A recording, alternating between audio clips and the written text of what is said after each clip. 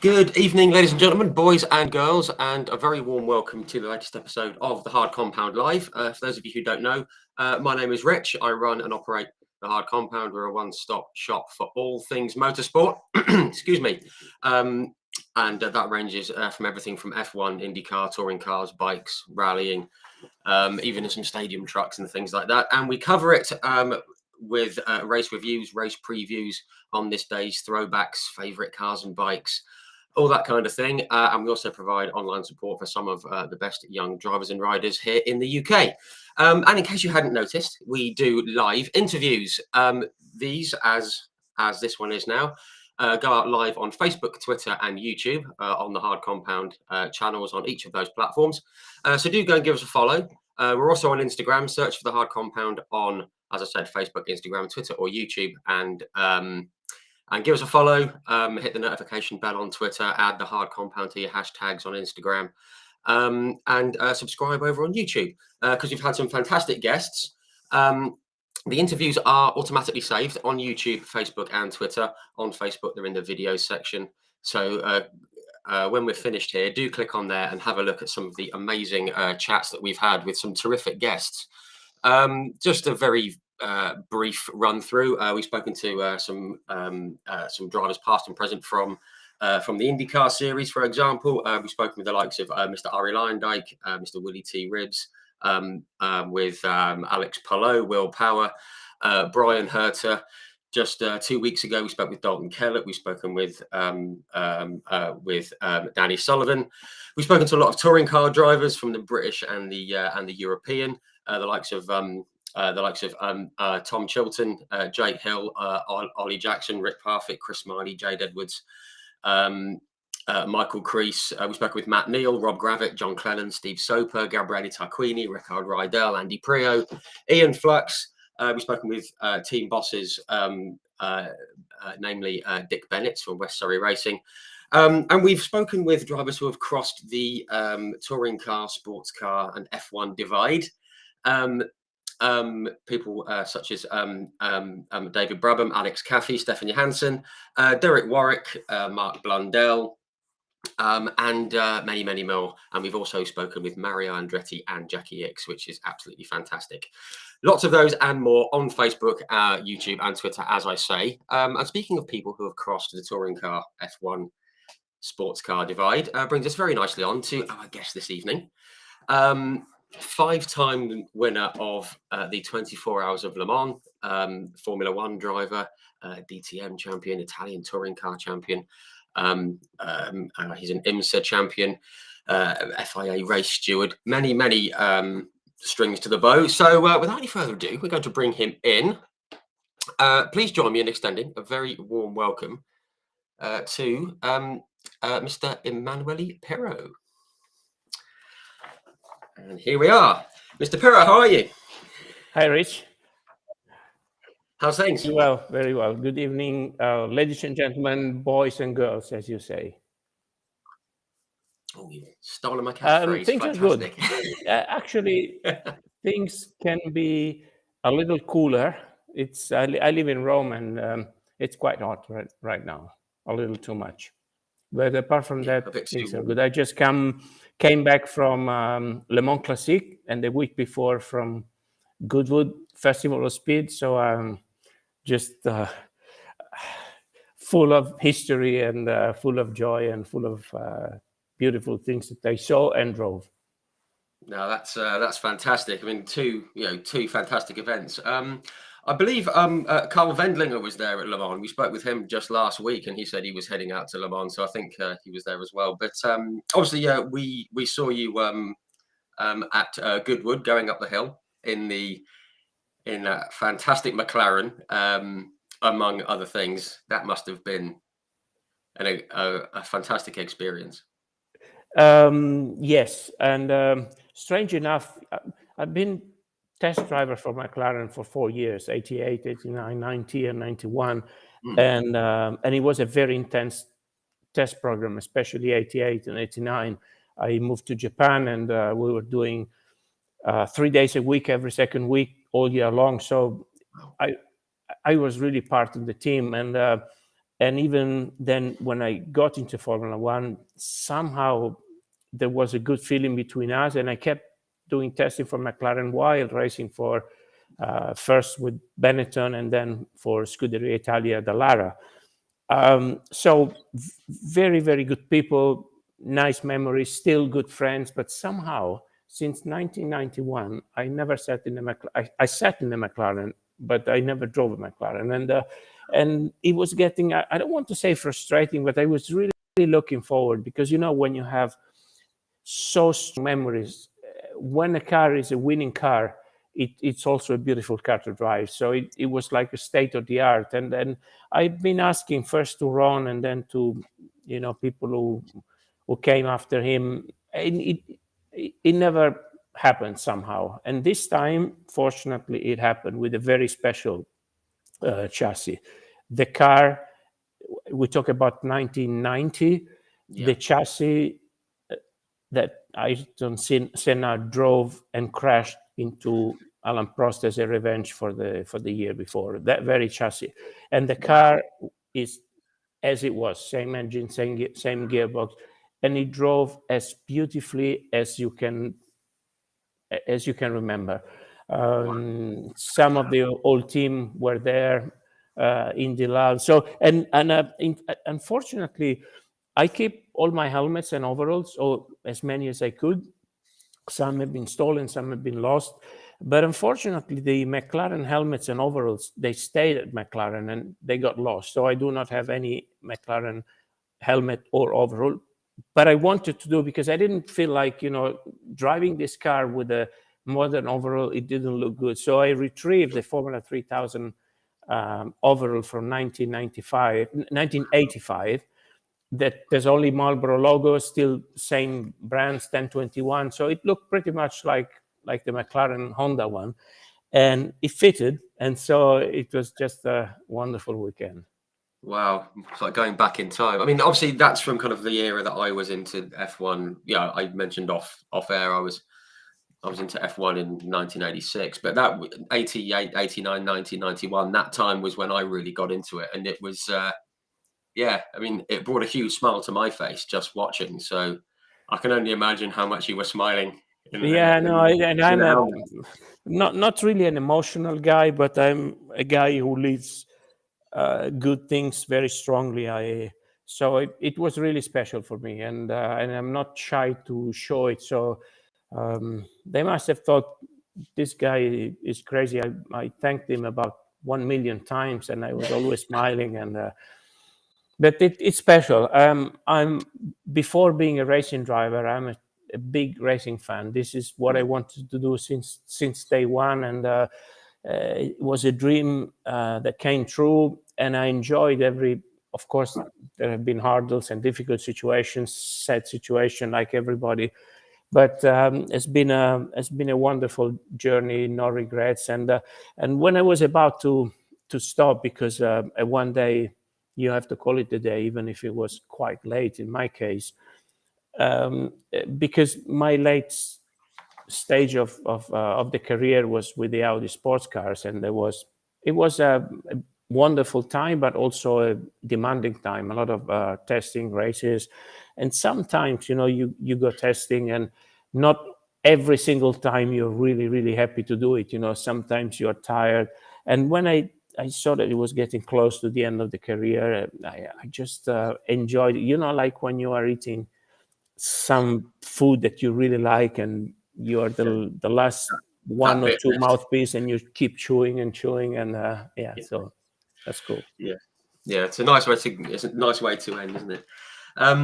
Just want to very quickly turn attention to the comments. Quite a few coming in already. Just want to say hello to everyone who's or to some who have tuned in. Ian Gordon, Oliver Taylor, evening Ollie. Radu Kiradea, I hope that's right, Radu. John Kane. Who else have we got? Guillaume Ribeiro, and many others. Thank you very much for your comments. Do ask some questions. We'll try and work them in as well. Thank you all for tuning in. Now, you mentioned about your journey. What I'd like to do, if we may, start right back at the start. I mean, you said you were a motorsport fan, but do you remember how you first became interested in motorsport? Of course I do. I come from a normal family.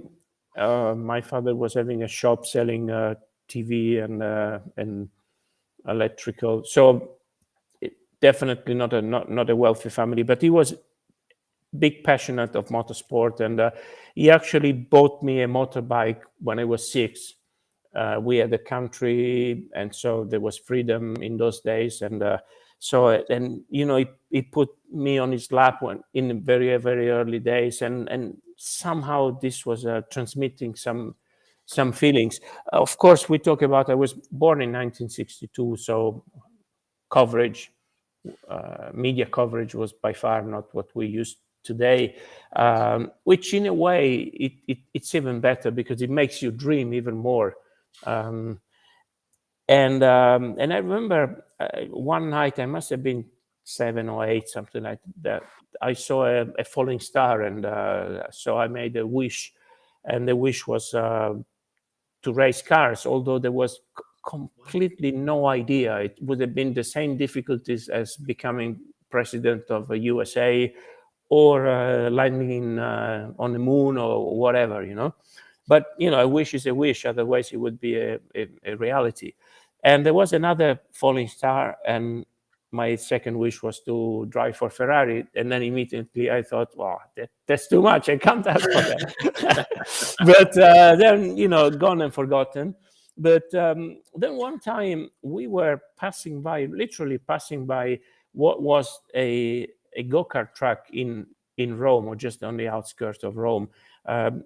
We didn't know there was a go-kart track, but my dad stopped there was a fuel station. He stopped, and we hear this, whiz noise. We went to have a look, and I didn't know the existence of these sort of small machines that you could rent. And so my dad rented one for me, and when it's love at first sight.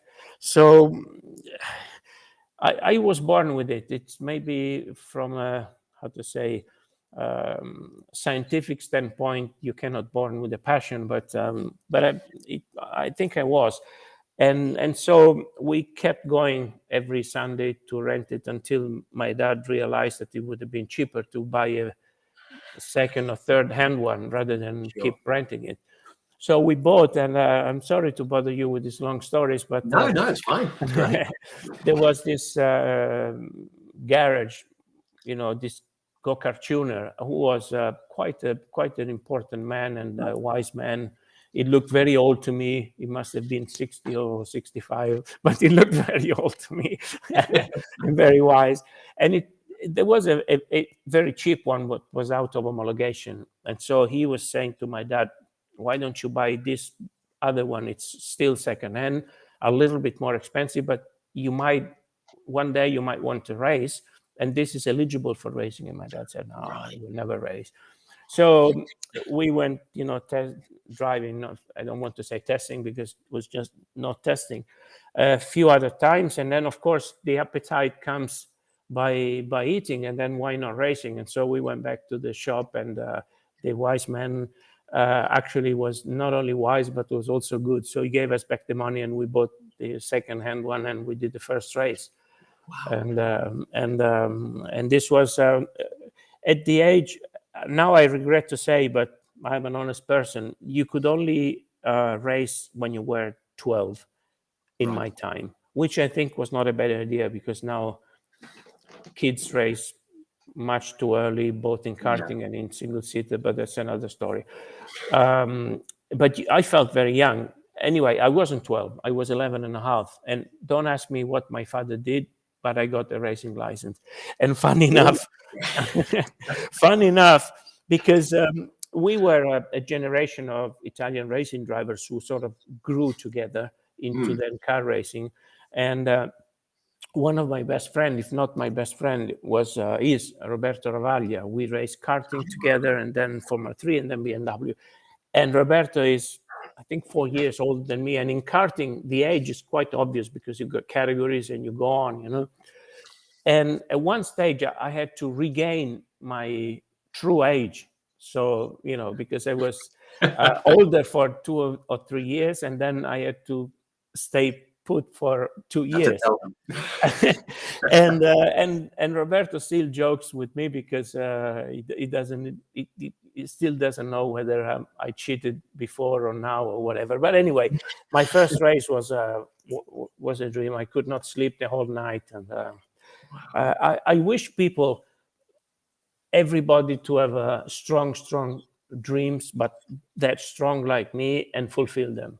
I was not asking anything. And imagine, of course, when you're a kid, you imagine and dream, and I wanted to race so badly that I would have signed a contract with Devil saying, Sure. let me race in Formula One, and at 30, I give you my life. I don't care. Just I Right. want to do that. And I You was want to do prepared that. to do it. And Wow. if you think that after 30 was probably the best part of my career, that's glad I didn't do that. It's probably good it didn't end there, yeah. No, that's great. I love hearing the fact that like the motor racing bug sort of bit you very early and it just stayed, which is just which is the best This is thing. why now I try to show it.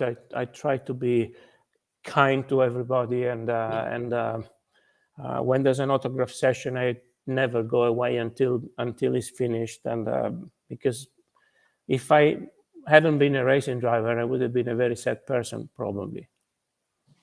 And it's nice to that you're happy with what you've done, and you can keep the fans happy if they want a photo or a picture, and that's what the fans appreciate. I don't think it matters what kind of motorsport.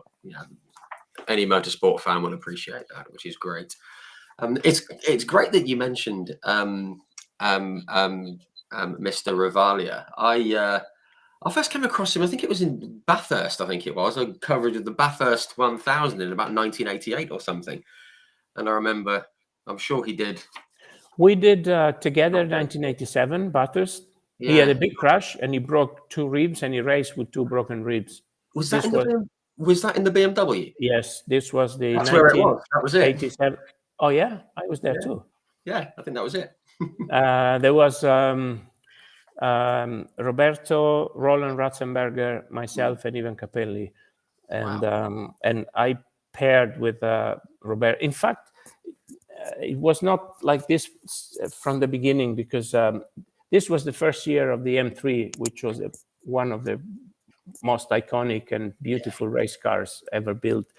And it was the first year of the World Championship, which was a little crazy in terms of races, because I had to go abroad, overseas, and it was expensive, but it was beautiful. And initially BMW came, it was a 2-car team, and it was paired with Roland Ratzenberger, and Roberto was paired with Ivan Capelli. But because Roberto was sort of the leading driver, because he was there ever since, and he was already multiple champion and so on and so forth.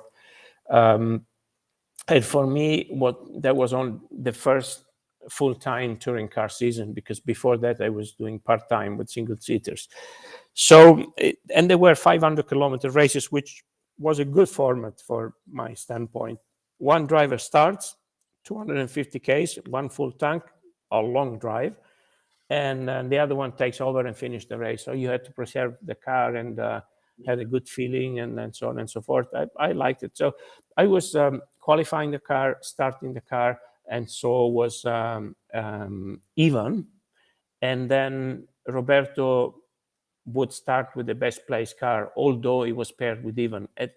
For whatever reason, for the first 2 or 3 races, I was the best placed car, so he sort of stepped with me, and we continued together. And those were really wonderful years with Schnitzer, Charlie Lam, and all the boys.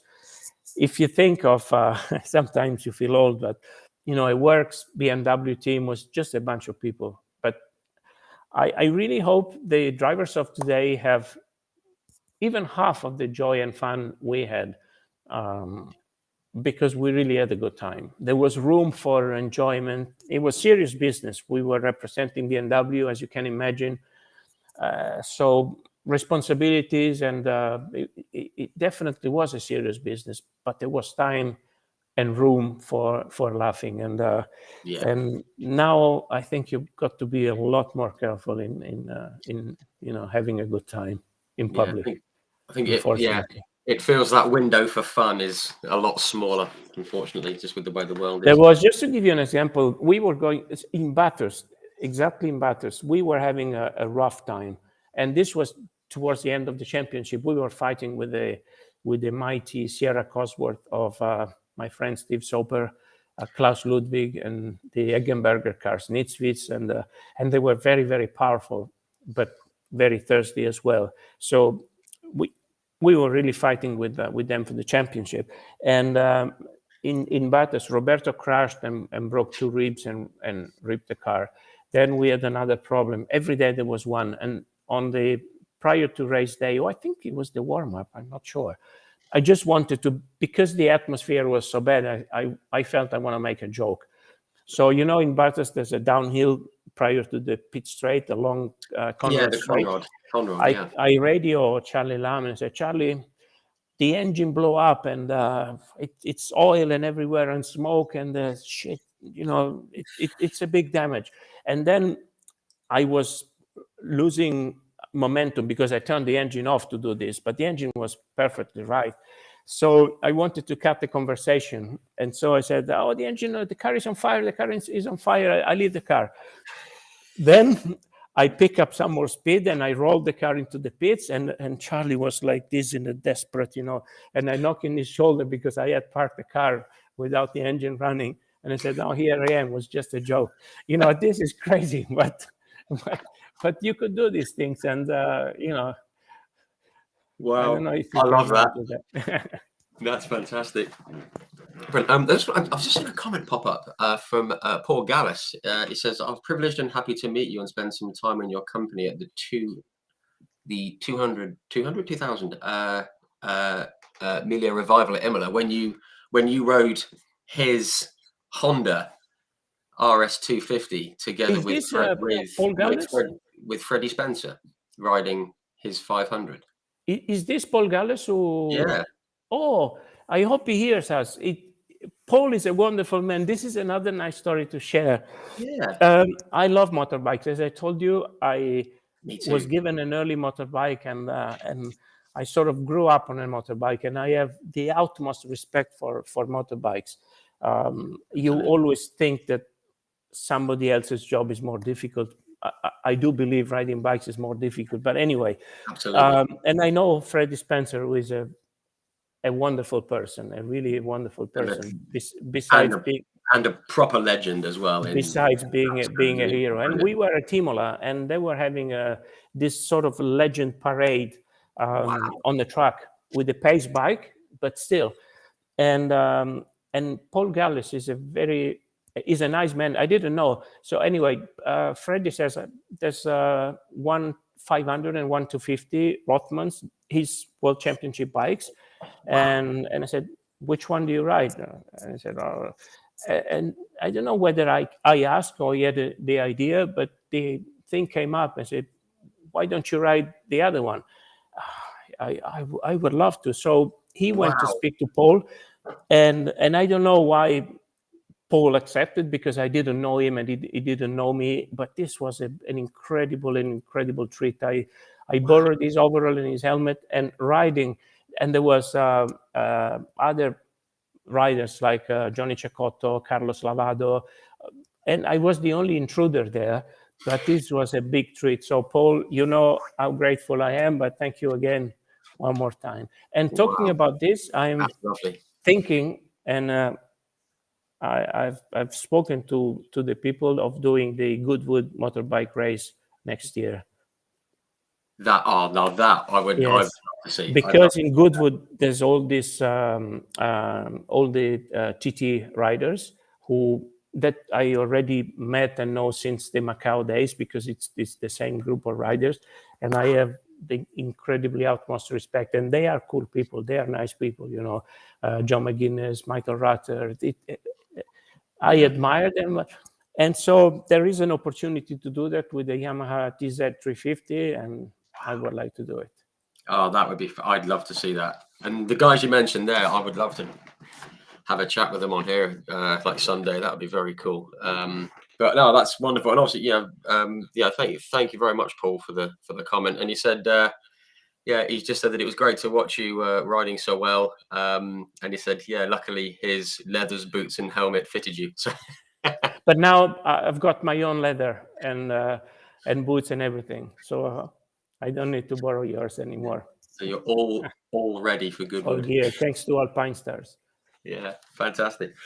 No, Cars. that's fantastic. And just while we're on the subject, fantastic to see Wayne Rainey going up the hill. Yes. Absolutely brilliant. I had a bit of a wobble. That was my era of bike racing, and yeah, fantastic. These are special moment, and also the Fantastic. tribute that the other paid to him. It's and this is why I feel really privileged, because being there and accidentally I was in the same batch. So the assembly area on the bottom and on the top of the hill was with them, and Kevin Schwantz is also a good friend, and Love Nick Kevin. Duhan. Kevin was my hero on bikes. I loved him. He was brilliant. Yeah, and it's such a privilege to be with them. Can I tell you another little anecdote about bikes? Of course. I don't have to repeat how much I love bikes. So when I was in Formula One, I was sponsored by Marlboro for many, many years, and they were sponsoring, of course, motorbikes. And I asked them, I really would like to have a go with a Grand Prix bike. So they organized it. This was 1990, somewhere, I can't remember, a small circuit. So there was Wayne Rainey's World Championship winning bike and Luca Cadalora World Championship winning bike, both Marlboro Yamaha. And the team manager was Kenny Roberts. And of course, my knees were, shaking because the 500, and because I asked for the test, although Andrea, the Cesaris, who was my teammate, he was also there. And he's a even more motorbike freak than me. He raced motocross, and he was in a way more senior than me. But I asked for the test, so the test was mine, and I was going to go with the 500, and Andrea had to line up with the 250. Then, just prior to step in, Kenny, he said, it's very easy to ride this bike, and probably noticed that I was a little nervous. He said, the only thing you have to be very careful is, when you lean in a corner, that's no problem. You slide in, you apply throttle, the bike will slide. I can reproduce the Texan accent. The bike will slide. You opposite lock, that's no problem. But make sure, because the lock in the steering is so small that when you go full lock, you high side, and this hurts a lot. And I just freaked out, and I thought, okay, then I go on the 250, and this one of the biggest regrets of my life, because the bloody bike goes as fast as you want her to go. So I would never have slid. And just in Goodwood, I recall this thing, because I think he just wanted to be sadist and scare the hell out of me. Probably didn't want to do this test. I don't know. Yeah. But this is the regret of my life. The positive thing is, I was right behind Andrea De Cesaris with the 250, and we grew together, competition together. We were teammates in Formula One, and he could not pull away with the 500. So at least I got win. That's a victory.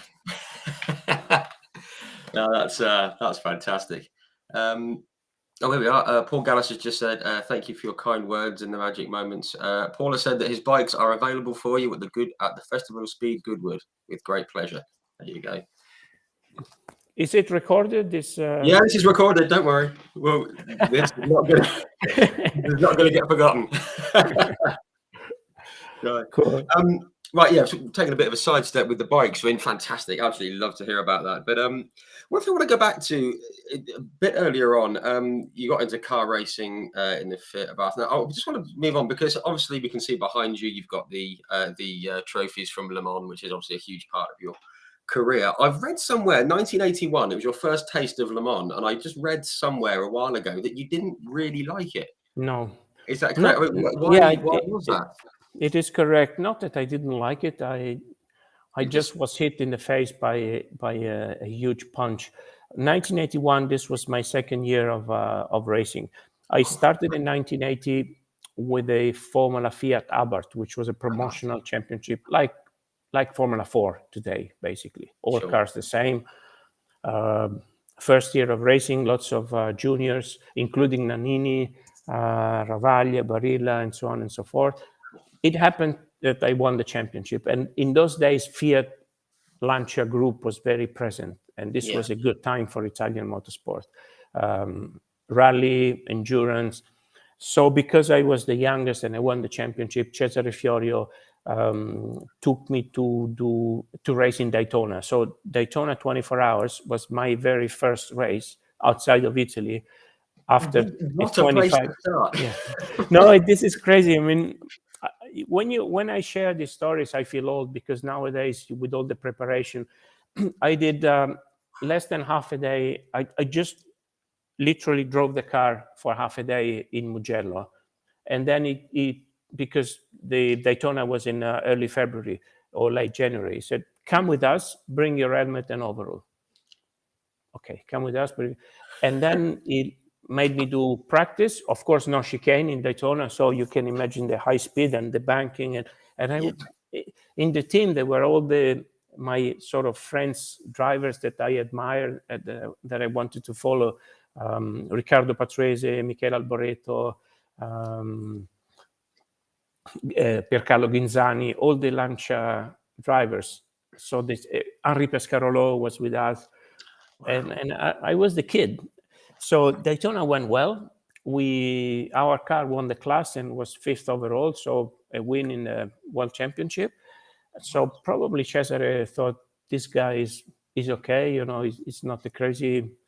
So because we were living by the day, I did not have a contract or such. He said, "Why don't you come to Le Mans?" Fantastic, I come to Le Mans. 1981, and in 1978, I did the World Karting Championship in Le Mans, and I took the rental car without license, and I went around the circuit, which is public road. I shouldn't say this, but this was the other millennium, so I think it went in It's a long time ago, it's fine. It went in prescription, correct. And I was dreaming, you know, dreaming, but sort of wild dreams, because even in karting, I had no idea how I could race cars. And 3 days later, I was doing the 24 hours. The thing is, I was paired with Beppe Gabbiani, so he took the start because he was the most experienced driver. He did his hour. I step in and I do one straight at full speed. There were no chicanes there, so it was this 6 kilometer with big speed differential between cars. And the second time I go in the straight, there's a massive crash. When a car crashes at 350 kilometers per hour on the trees, you don't want to see the results. So debris everywhere. And unfortunately, poor Jean-Louis Lafosse was in the car, his body, because he was dead. And with the safety car, we were going on and on, because to clean the scene, it took a long time.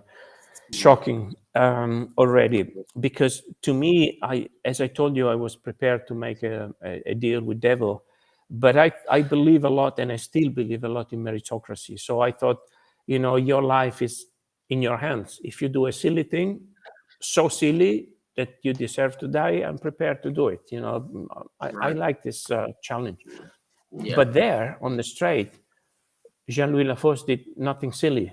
You know, I realized in a hard way that you can lose your life for reasons which are beyond your control.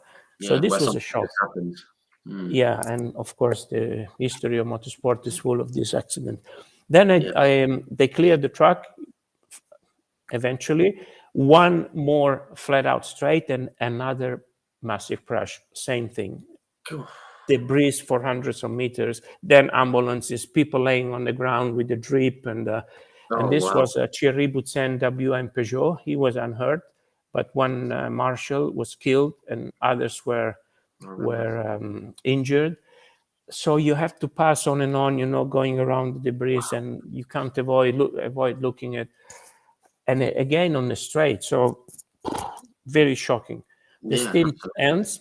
I give the car to Beppe, and then I wait for my next stint. We were two in the car, and I'm ready with the helmet on, and it doesn't come. It doesn't come. There was no radio, and there was no TV. So the news arrived that car 67 had a big crash in the straight, and the driver is killed, which it's not true. The crash was true, but the driver was not killed. Beppe was well alive. But Wow. in this moment, I said, I will never, ever come back to this place in my whole life. This is impossible. This was really shocking. And this was the punch in the face. And of course, the payback was huge, because when I came back, it was another track, another time, another race. Fortunately, things went a bit yeah, better. it was tough. For a kid, for a young boy. Yeah, I mean, I think that's absolutely understandable that it would put you off going there again. I mean, that sort of, your first few laps around, that amazing circuit, and that happens. Then my career went. I had to stop with Lancia the following year because I was doing Formula 3, and I went to the Euro Racing Alfa Romeo team, which was, of course, another group. Therefore, because there was, I did another race, a 9-hour of Kyalami with Michele Alboreto that we won. So it was a wonderful time with Lancia, and I often drive the Lancia Beta Monte Carlo from the Macaluso collection. It's just a dream car. So beautiful. Yes. Wow. I'm glad to hear that it's as nice to drive as it is to look at, because that's the closest I'm going to get. But it's what a fabulous car. It's nice to drive, but the turbo lag, it's like immense. It's crazy because it's 1.4 liter engine with a big turbo with a lot of inertia. So without turbo, 1.4 pushes as much as a scooter, basically. So you had to, going into the corner, you had to release the brake pedal very early in order to go full throttle at the entry, in order to have the power at the exit. So then it will shake, and then here you go. Super cool. Wow, I love it.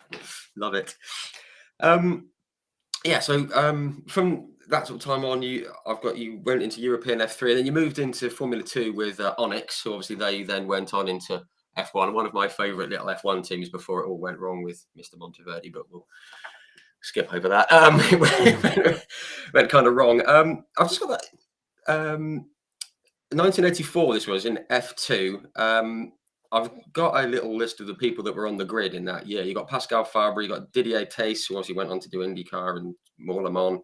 Alessandro Nannini, obviously there was we had like Philip Streff and like Joe Gartner, obviously who's now no longer with us. Roberto Moreno, Mike Thackwell. I mean, it was a good. That was a good grid. It was a good grid. Really good. For me, the best of them all was Mike Thackwell. He was really a very good driver.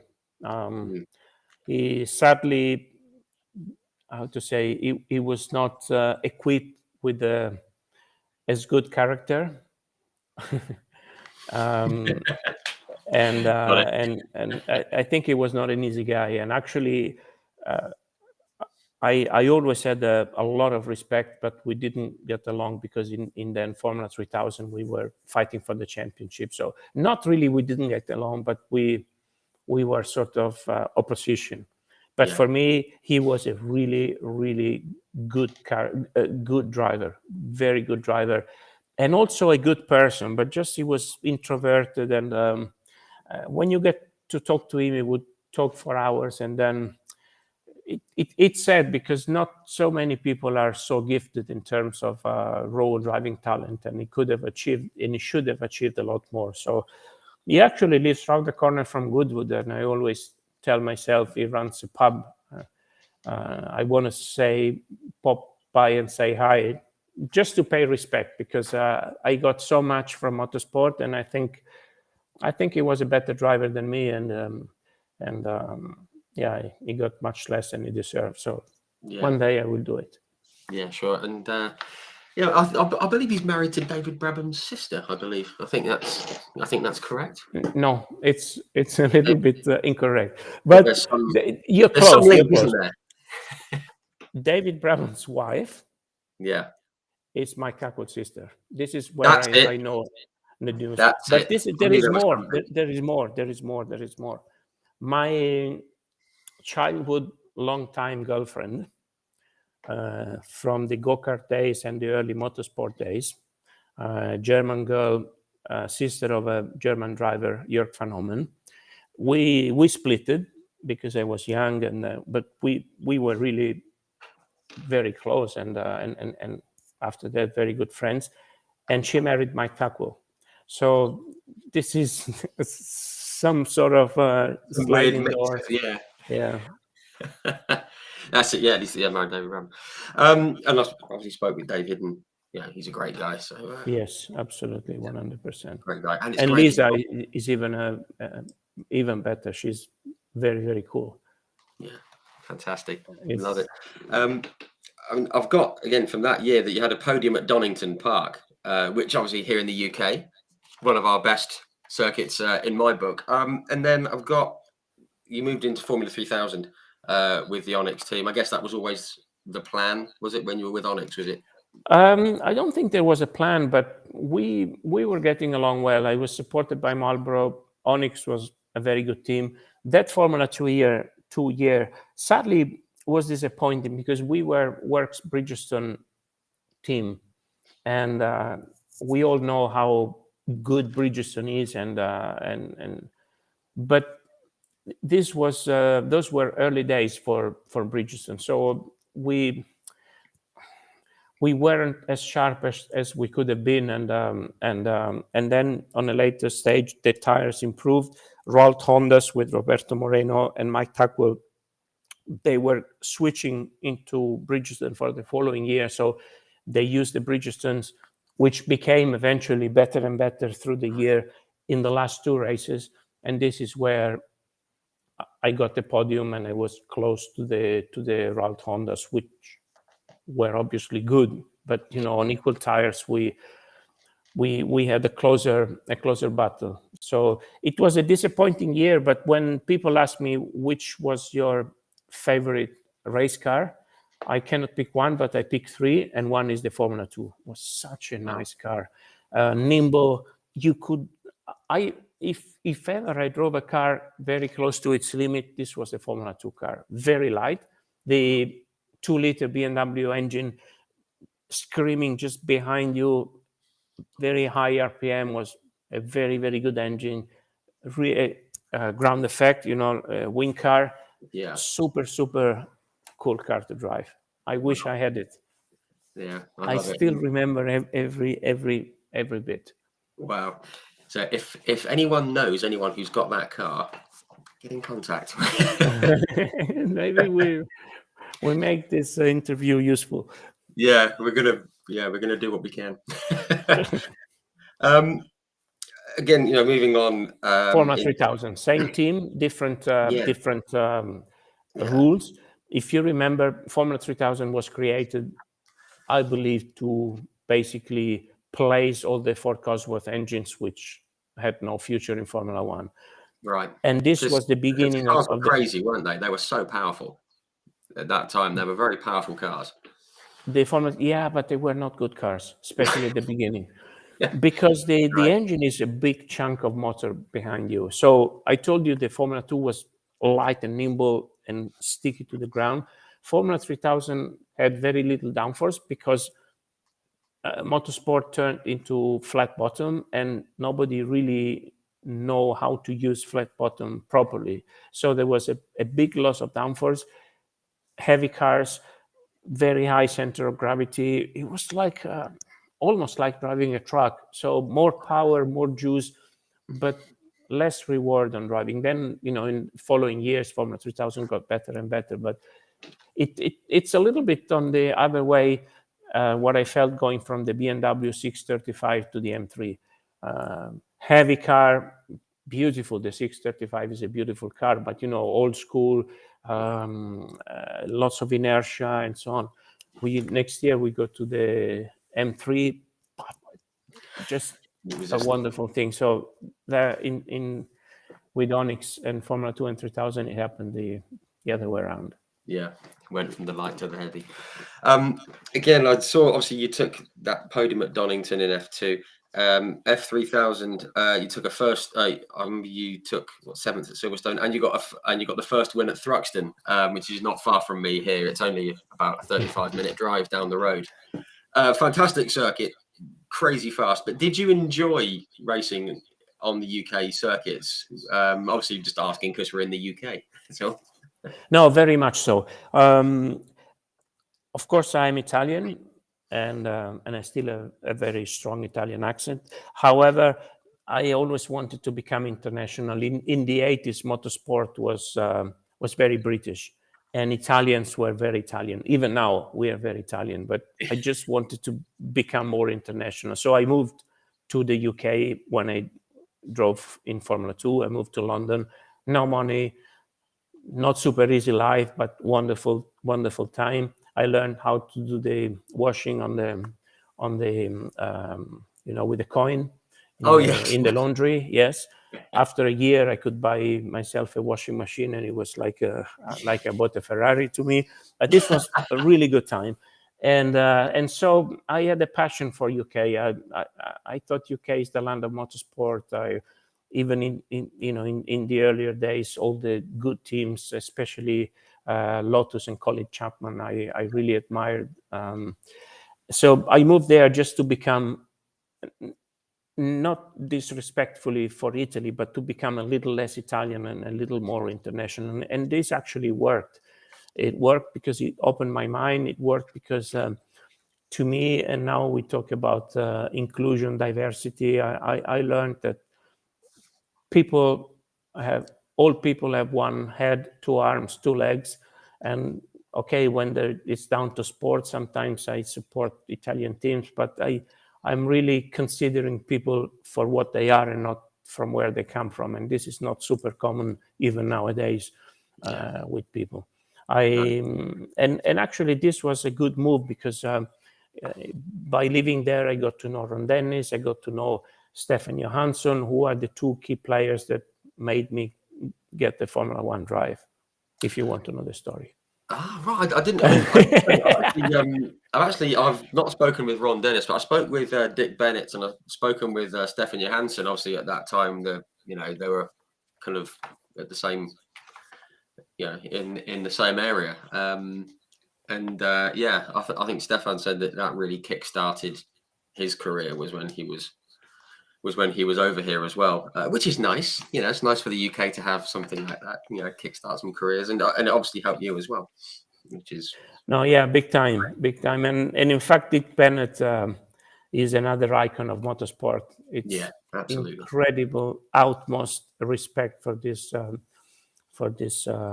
guy and what he did, the way, the dedication, the attention to detail, the accuracy. It just had another gear, and I had the privilege to drive for Macau in Formula 3, and that was very, very special. The way I got to Formula 1 is something maybe worth sharing, just to give hope to people who struggle, because as you rightly said, I did Formula 3, Formula 2, Formula 3000, 2 years. And after the second year of Formula 3000, I just couldn't do it anymore. And I was close to get to Formula 1. I had an offer from Ken Tyrrell, who was asking for $200,000, which was not a huge amount of money, but I did not have. I could borrow, but for me, bringing money, unless you have a sponsor, but borrow money, this is not how motorsport should work. So that was a no-go. I had a test with Benetton, which was good, and it actually opened probably the door for the future. But anyway, end of 86. Was that in the 86 car? Was that the 86? Yes. In 86, because of my contract with BMW, I assume, they just called me to test the car in Donington. And there was Andy Wallace as well. And this was the year Fabi and Berger were driving. And it was just 2 runs, 1 run on used tires, 1 run on new tires, which I think it went well. So there was no, it was not finalized to anything. It was just a test. But, Benetton was Benetton, means Peter Collins. So it was a proper team. And okay, that was it. Then end of 86, now go to Formula 1. So I always raced touring cars besides single seaters for BMW, just helped by Ravaglia and Gerhard Berger, who were my friends in Formula 3. They invited me to do a race in 1985 in Monza, touring car race, which with a little bit of arrogance, I thought this is for old people touring car, nothing for me. It was cool. Schnitzer team was cool. Roberto and Gerhard were, of course, very cool. And I thought, this is nice racing. So BMW liked me, and we signed a contract that lasted 9 years, actually, to do all the non-clashing races with my whatever single-seater career. So end of 86, nothing more single-seater. Okay, full dedication to touring cars. And then this is the World Championship that we talked about before, which Roberto and I, in fact, Roberto won, but we were in the same car together only once. My car, because I told you I was doing the start all the time, just prior to giving him the car, the prop shaft, something that never breaks, broke. So he jumped in the other car and scored a little bit of points more than me, that eventually he won. But it was a successful and wonderful championship. At the end of 1987, my good friend Stefan Johansson, that I met in London, and he was a good buddy, and he's still a good buddy and a good friend. Yeah. He's a great guy. Yeah. Yes, super cool. And you in your career, you get some people that you want to take something out. It's like they inspire you somehow. And then Stefan was one of those, because he has he was a very good driver, but he also had many other interests in life, arts, and so he was an all-around. He's got his own art studio, hasn't he, out in LA, and amazing bits of work. Yes. Yeah. So he had a broad culture, and he was a cool guy. We had a lot of fun together. Anyway, he calls me up towards the end of the season, say, Emanuele, he was driving for McLaren with Alain Prost. Marlboro wants to do a commercial in the United States. Alain cannot make it. It's a 1 week long in Phoenix, Arizona. They look for a driver. Would you like to do it? They pay you. We have a good time in America. Cool. So here I go. I drive a McLaren for 1 week in a Phoenix Speedway. So pretty cool. And because the director wanted the special light, we had to go anti-clockwise. So quite strange. The director was actually Tony Scott, that unfortunately he killed himself. Yeah, but great guy and wonderful experience. Anyway, Ron Dennis tells me we have signed a deal with Honda for next year. We plan to set a test team in Japan, mainly to develop the engine. We look for a driver. Would you like to do that? And I thought, yes. So he signed me. He signed me an option, but he said, it's, we have Senna and Prost next year, so don't hope too much. If you prove to be better than Senna and Prost, of course. But anyway, probably this thing will lead to other things. So for me, it was for sure a go. He organized the Formula 3000 Championship in Japan, which is a professional championship, as you know. And off I went. And this was with the McLaren MP4, which is the second, or the other one of the three best cars I ever drove in my career. Right. And that was very, very, very busy season, because I kept racing with BMW in Europe, Formula 3000, and so on. And then the following year, we repeated. And out of the blue, in spring, I talk about 1989. I get basically 3 offers with very close to each other. One is from LaRousse, who is a very nice gentleman, very nice gentleman, who was having a midfield team. And for me, it was a dream. And he said, we need a driver for starting in Paul Ricard. Would you like to do it? So I went for a test. It went well. And he offered me the drive. And I would have signed a blank contract immediately. But then Ron said, hang on, just do not say no, but do not say yes. And I thought, this guy's crazy. All my life, I want to race Formula One. Now he's telling me, hang on. And he said, do not say yes, but do not say no.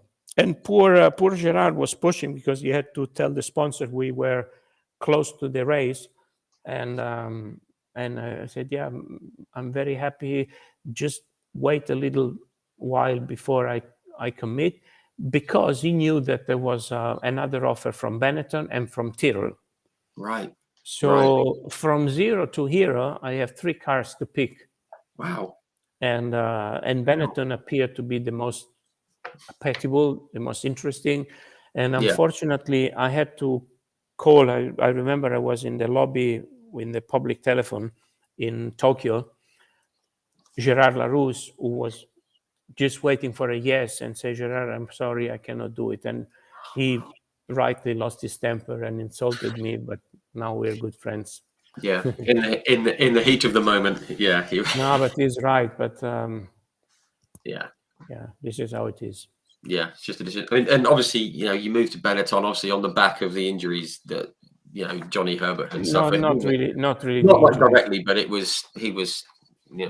Not really the injuries. And again, it is what it is. But Johnny could have stayed in the car, could have driven the car. He proved he could drive the car.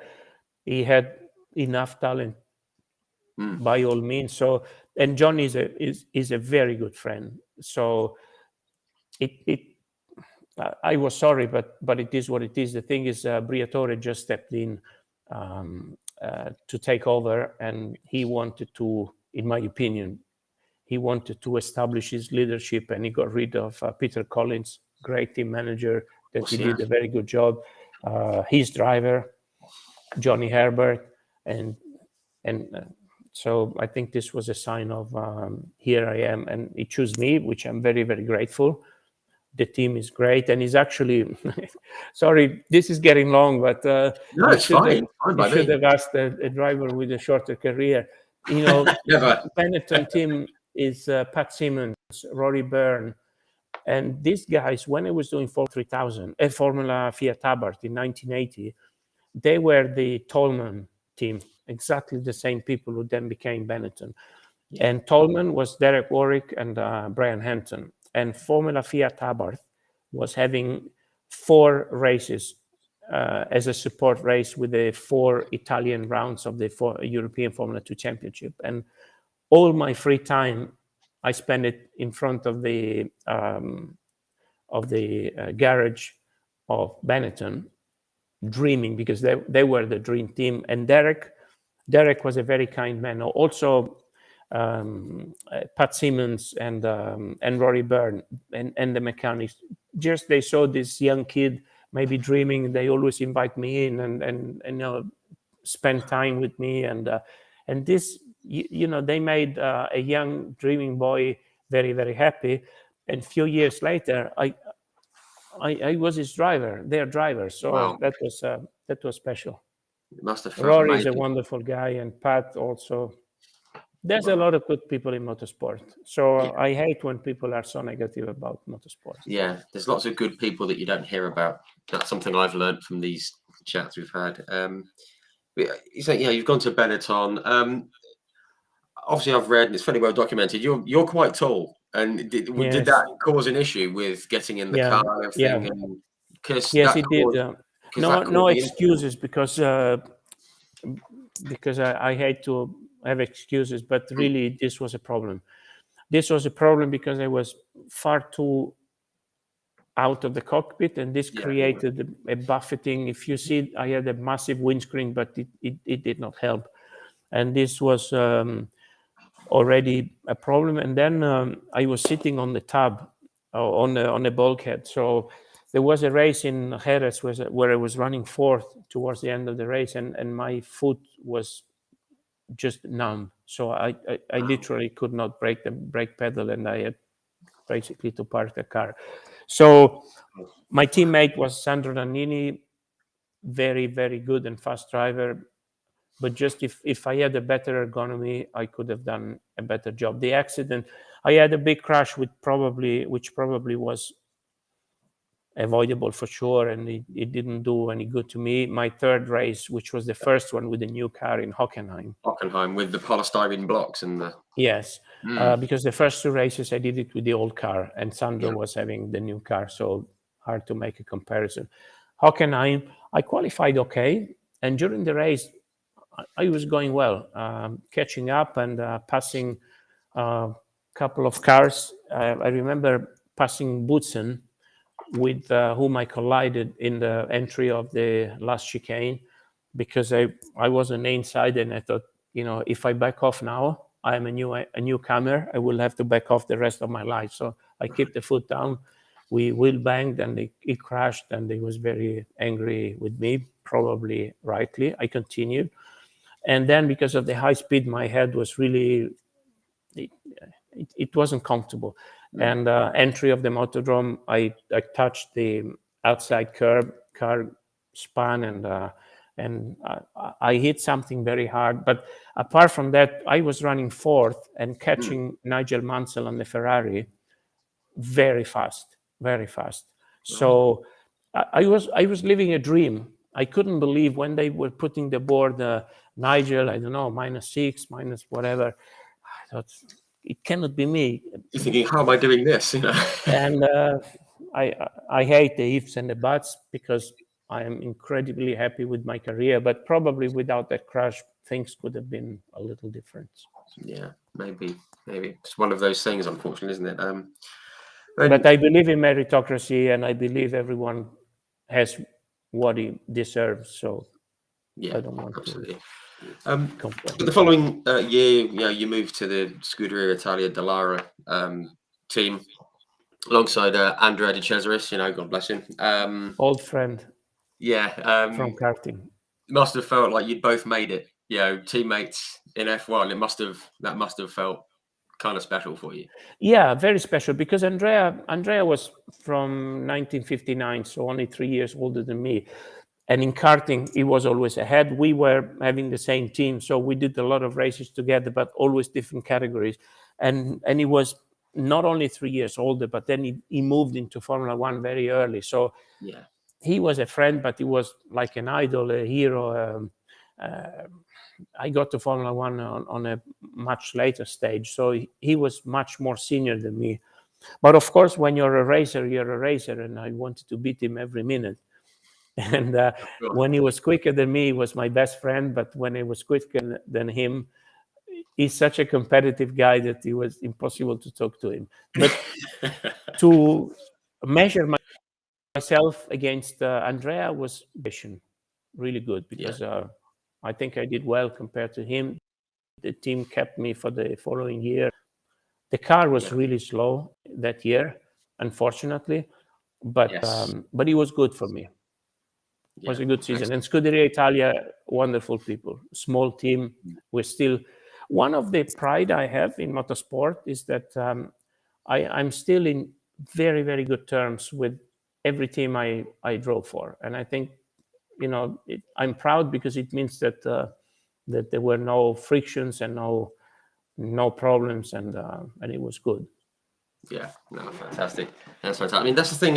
Saying about the Dallara team, I obviously spoke with Alex Caffey, and he spoke very highly of all the guys at the team there.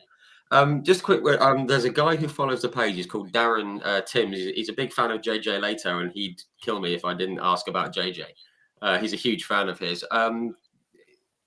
A lot of people that I've spoken to rate him as one of the best drivers they've ever raced with, or alongside, or against, just with car control and everything. Just wondering what your thoughts were on JJ. Yeah, we raced in Scuderia Italia in 1991 together, and then in Audi. So we know each other well. I can only subscribe. He's a very, very good guy. Positive, always with a smile, and good. And in 1991, we had a good season. And really, I mean, friendship is a big word, but we were having a good time together. We both needed to build up our reputation. The car in 1991 was a very good car. coming from a horrible season the year before, I remember the first race was in Phoenix, Arizona. On the Wednesday or Thursday, there's a small racetrack called Firebird out there in the desert, and every team but Ferrari went there for a sort of a shakedown test, something like that. Okay. And we were amongst the quickest. And we thought, okay, it cannot be. Maybe they are not pushing or whatever.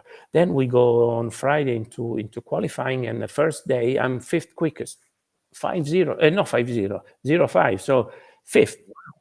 And the next day, I think I lost 2 places or something, but fifth in the first day, it was unbelievable. So Amazing. we realized we have a good car. We had a Judd engine, and the package was there to do a decent job. Unfortunately, we had to do pre-qualifying, which is a nightmare. Very early in the morning, short practice. Yeah. It can hit you, and it hit me 3 times. 3 times I didn't pre-qualify. And once, talking about JJ, in Imola, where the team got the best result with JJ finishing third, we were in pre-qualifying, and I was a little faster than him in the sequence, and he had a problem with the car. And pre-qualifying was 7:30 to 8:30 in the morning. The track was super green, and wow. So the team radioed me, and they said, JJ has broken his car. Can you, if you speed up, you can jump into your car. So I did speed up on the in-lap. This shows how in good terms we were, because otherwise I could have just gone a little bit slower. He jumps in the car real quick, changes seat, goes out and bumped me out of qualifying, and qualifies himself, pre-qualifies himself, because of course the last minutes are always the fastest. It's almost like a drying track. So that was hard, because Sure. I was a good boy, and the next day, not to race, it's hard. It's really hard. Yeah. The next day, he brought the car to the podium, which is an unbelievable result. But me watching, it was mixed feeling, happiness and bitterness, but yeah, we had good cooperation, and in later stage of the career with Audi, JJ is just a good guy. Just a good guy, always smiling and positive, and I challenge anybody who can say something not good about JJ. Good. I love to hear that. But apart from the pre-qualifying and his third place, if you look at lap times, yeah, you had him. It was a very good match. Yeah, excellent. Just very quickly, do you mind if I sip? No, of course. Just because you came to the end of F1 at that time.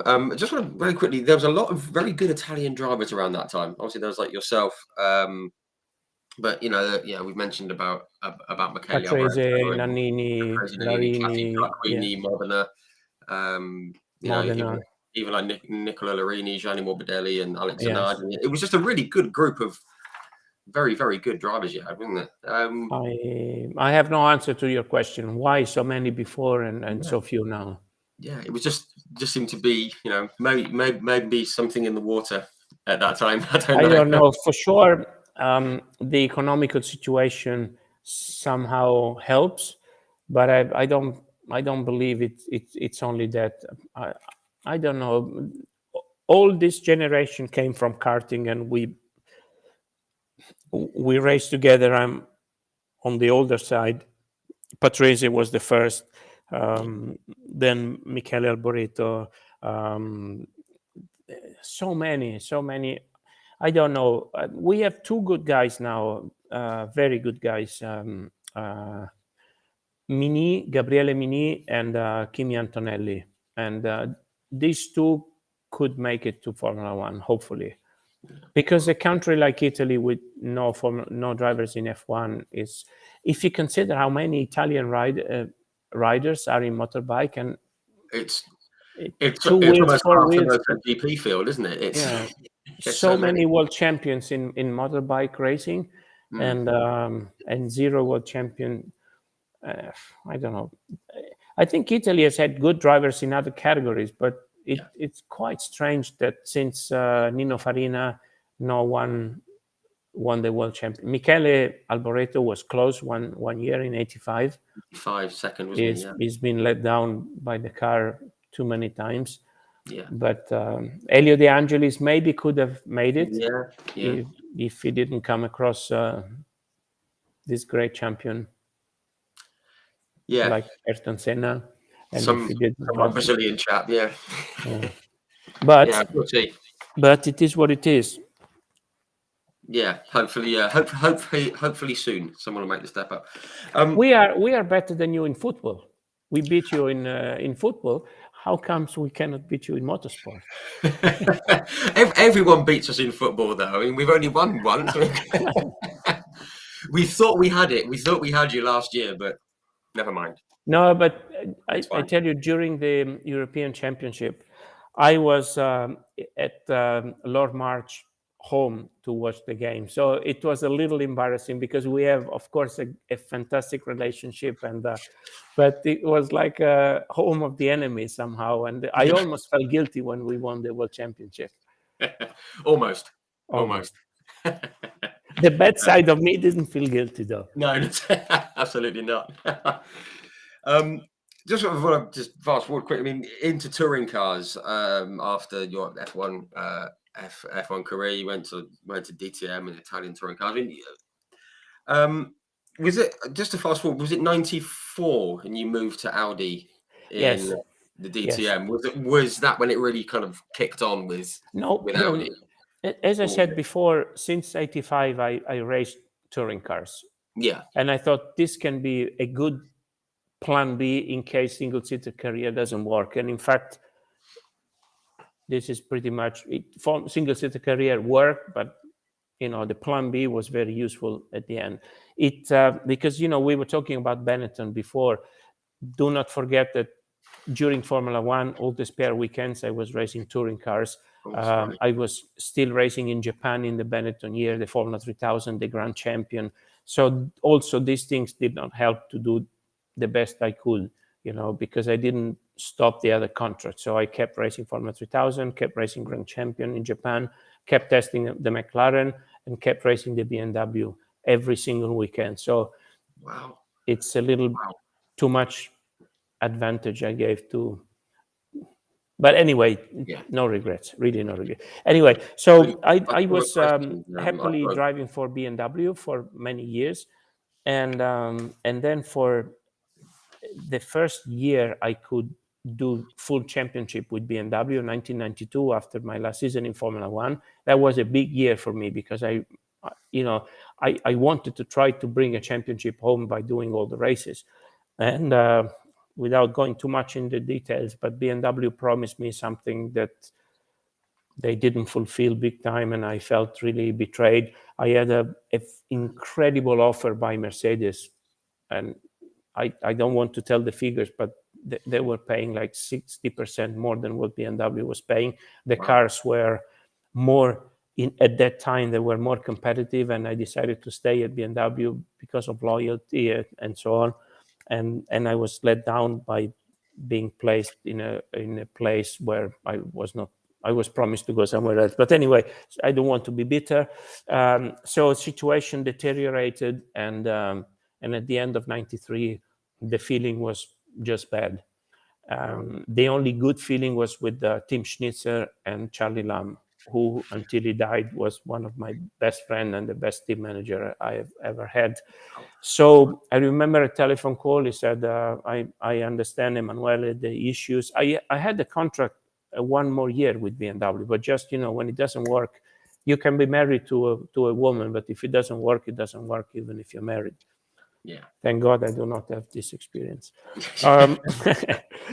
So Charlie Lamb said, I feel sorry, but I understand. The only thing I can tell you is that there's a manufacturer who is coming back into racing after a break, and they will be perfect for you, and you will be perfect for them, I'm sure.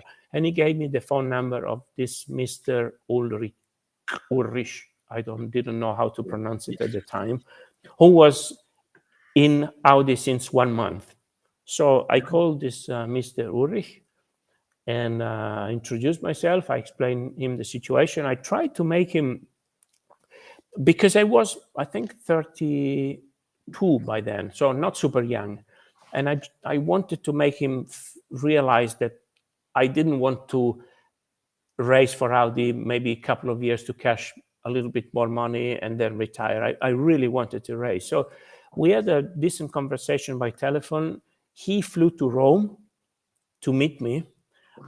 But I went to pick him up at the airport with a BMW jacket, and he still teased me and pulls my leg because of that.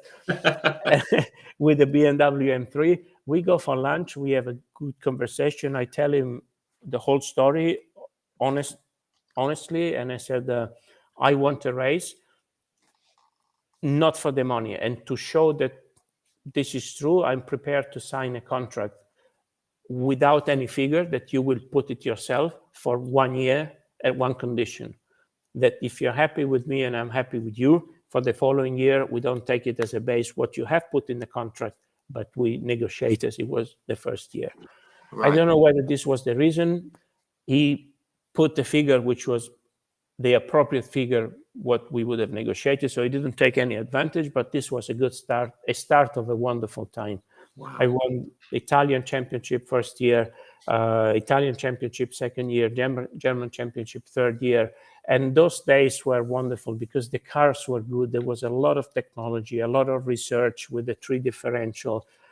Audi Sport was ours, and there was a full backing from the factory. All the CEO and the board members were coming to support us. It was just, money was not an issue. Really, really great times. If you think about now budgets and difficulties and compliance and I'm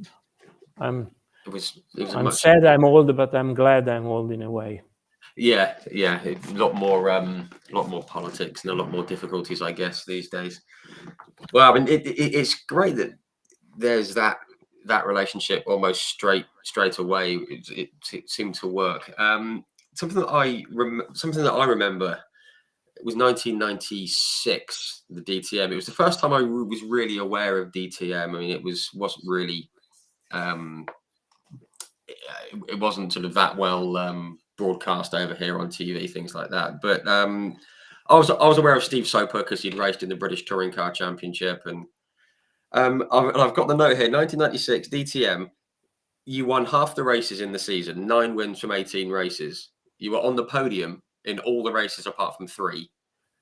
And you beat Steve Soper by 187 points. I mean, that's what he deserves. That's no. Steve doesn't live far from me. He lives just up the road there. So if I ever bump into him, I'll tell him. No, I mean, but that was just an amazing year for you, wasn't it? No. We are best friends. What a season! Yes, but yeah, like many seasons, at the end you think this season has been dominated, but in fact this is not true. You really? fear until the end, and it's been a stressful season, like many others. But definitely, of course, Audi was a good car. What makes me proud, because I think reliability for a racing driver is an important aspect. And so when you mention the almost finishing the podium every race, this is something for me important, like having been 9 consecutive years in the podium in Le Mans, that nobody has done it. Probably this attitude prevented me to do some crazy things occasionally and achieve something better occasionally. But for me, every crash, every mistake is, I remember, I think every single mistake I've done in motorsport, and I'm hard on myself, so I don't like to crash, and I feel sorry for the car, so I respect the car. Has been sometimes an advantage and sometimes probably a disadvantage. Yeah, absolutely.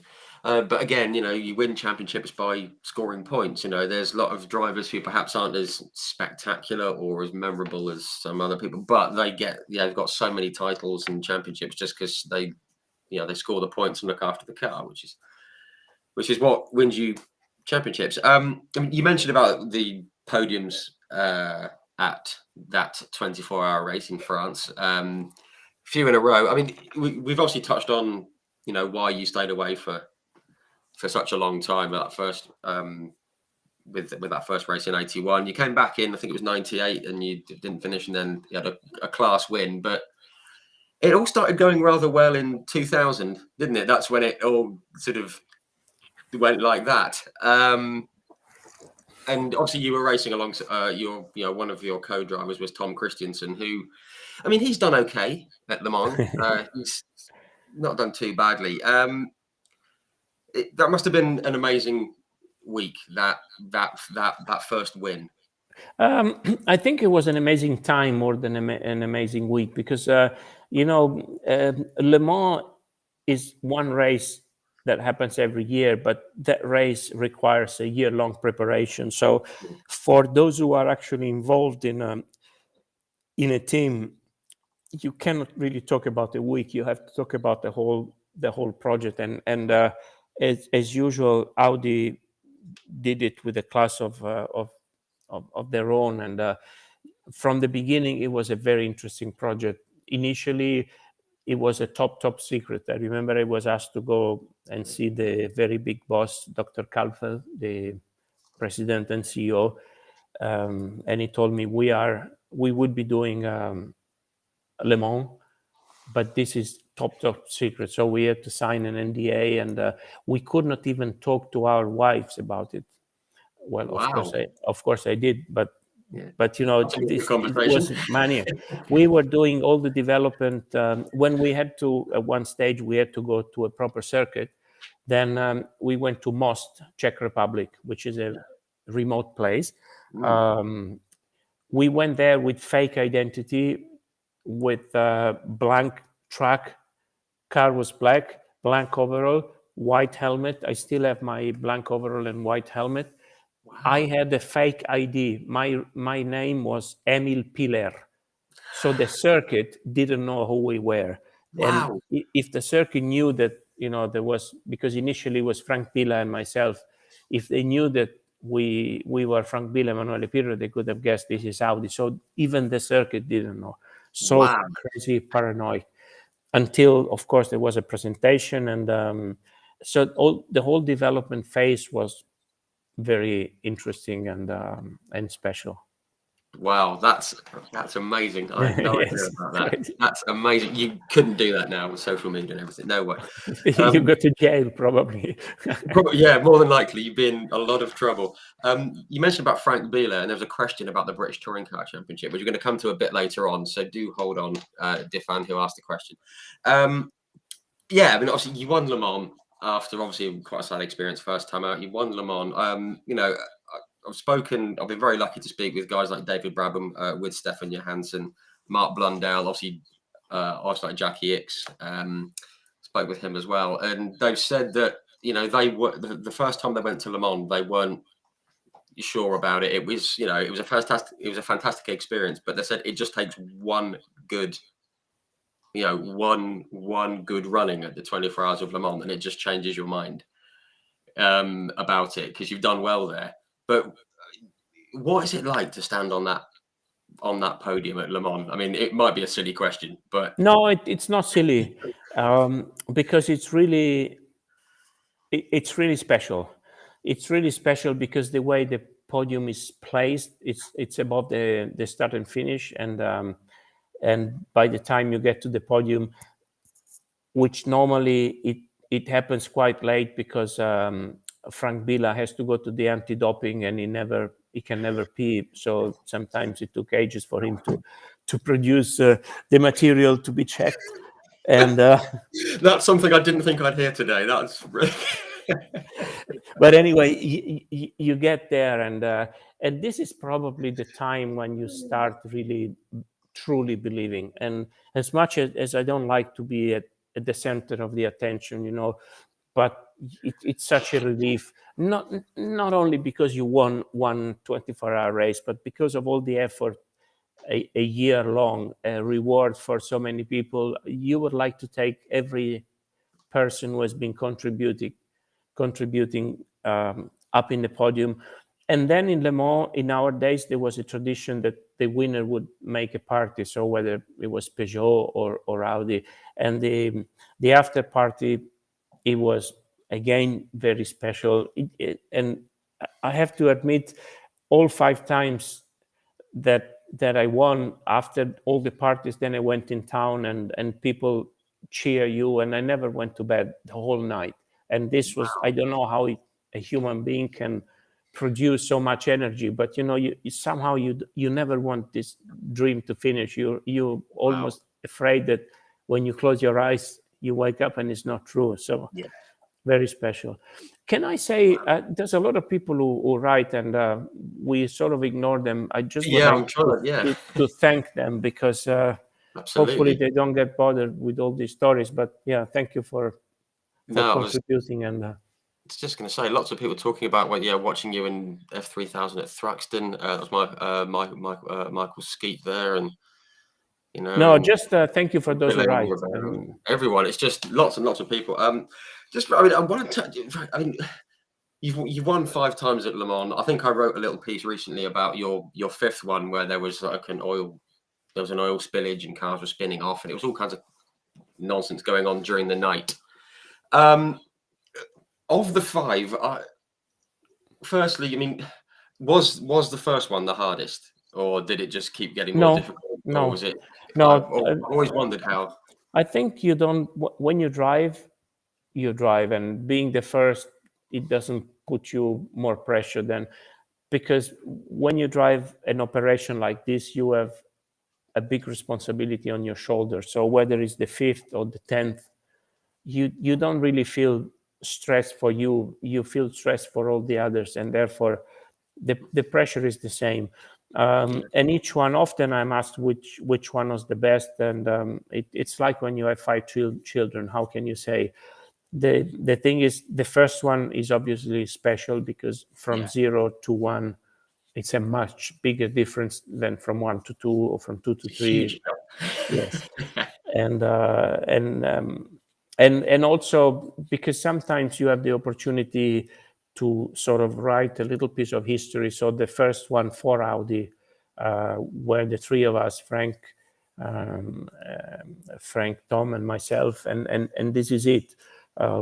Then the following year was very special in a negative way, because this is the year 2001 where Michele Alboreto died in an accident. Again, not because of his own fault. Preparing the race a little more than a month before Le Mans, and this was a huge setback for all of us. Of course, whoever loses his life, it's a tragedy. But Michele was really the most senior, the most experienced. It was really hard to accept. We knew the family very well, and we asked ourselves what to do, and we decided, let's move on, because this is the best way to honor him. But of course, you get to Le Mans with and you get scared, because when somebody with your own car loses because of a tire puncture and a tire blow up, and it could be either one. It's like when Jimmy Clark lost his life. Many drivers said this was really scaring, because if him, the very best of us all, can lose his life, then we are all under threat. There's always a danger. So we went there with a broken heart and full of feelings, and then the race was wet almost the whole race long.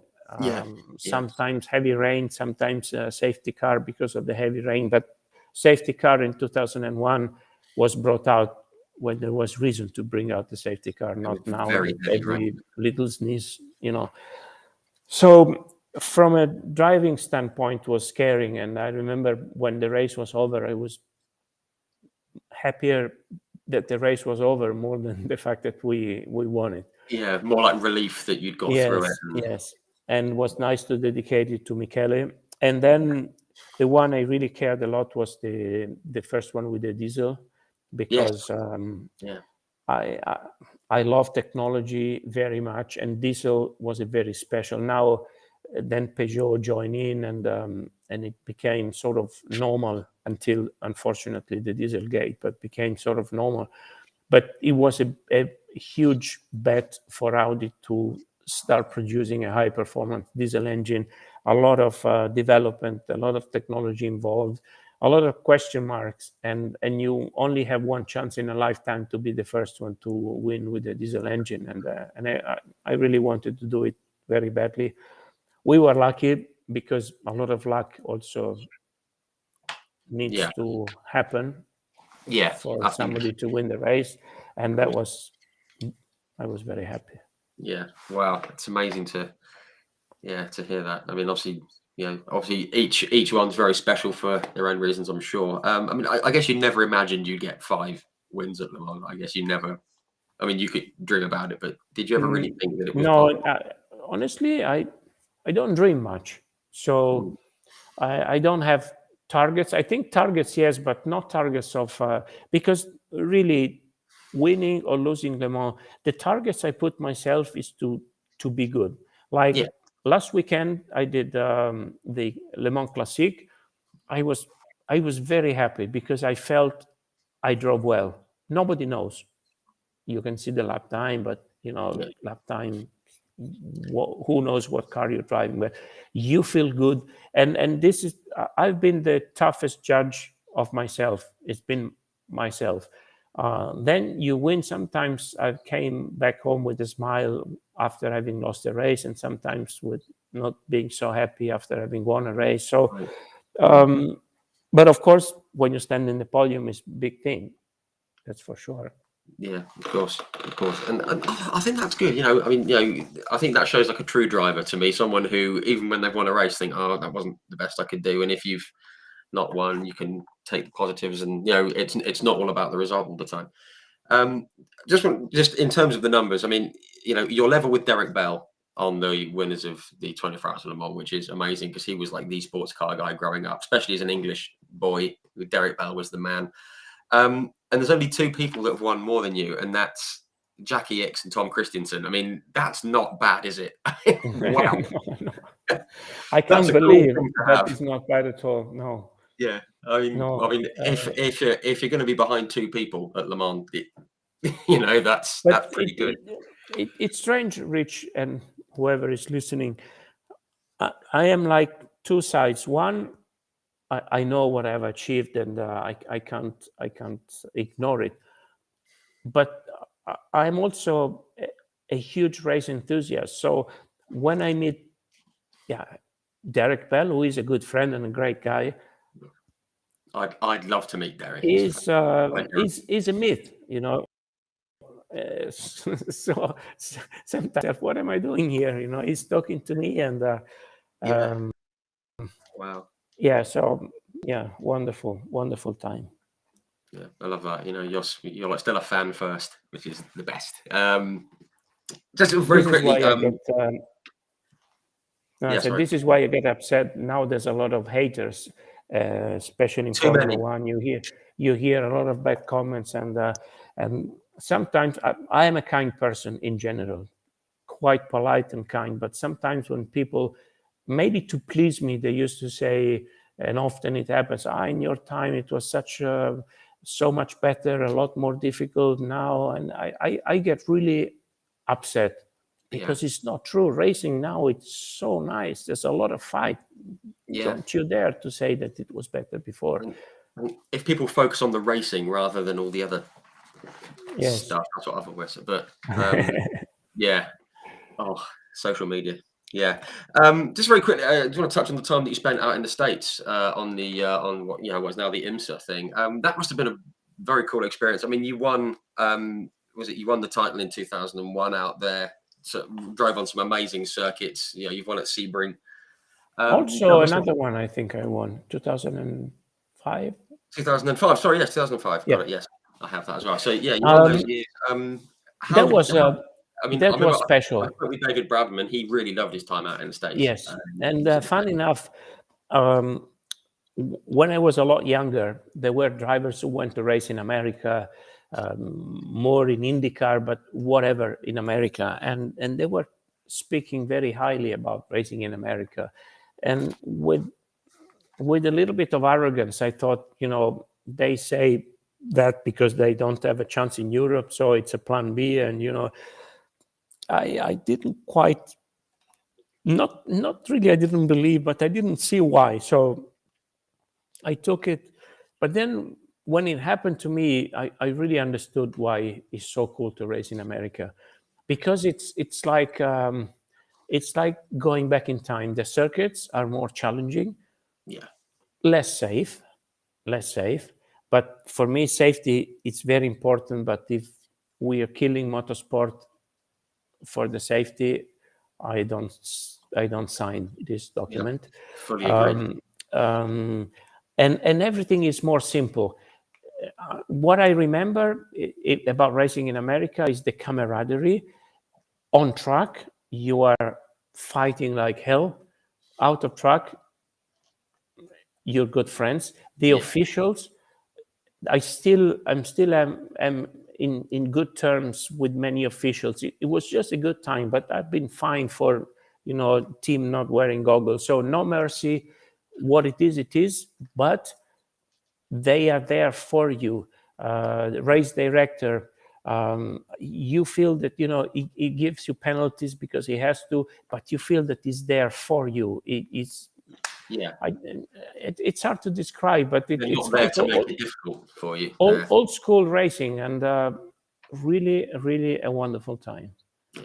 And I'm actually glad you said that about it being sort of simpler and things like that, because there's so many people even now think that IndyCar is where people, is where failed F1 drivers go, which is absolutely ridiculous. Where? Sorry?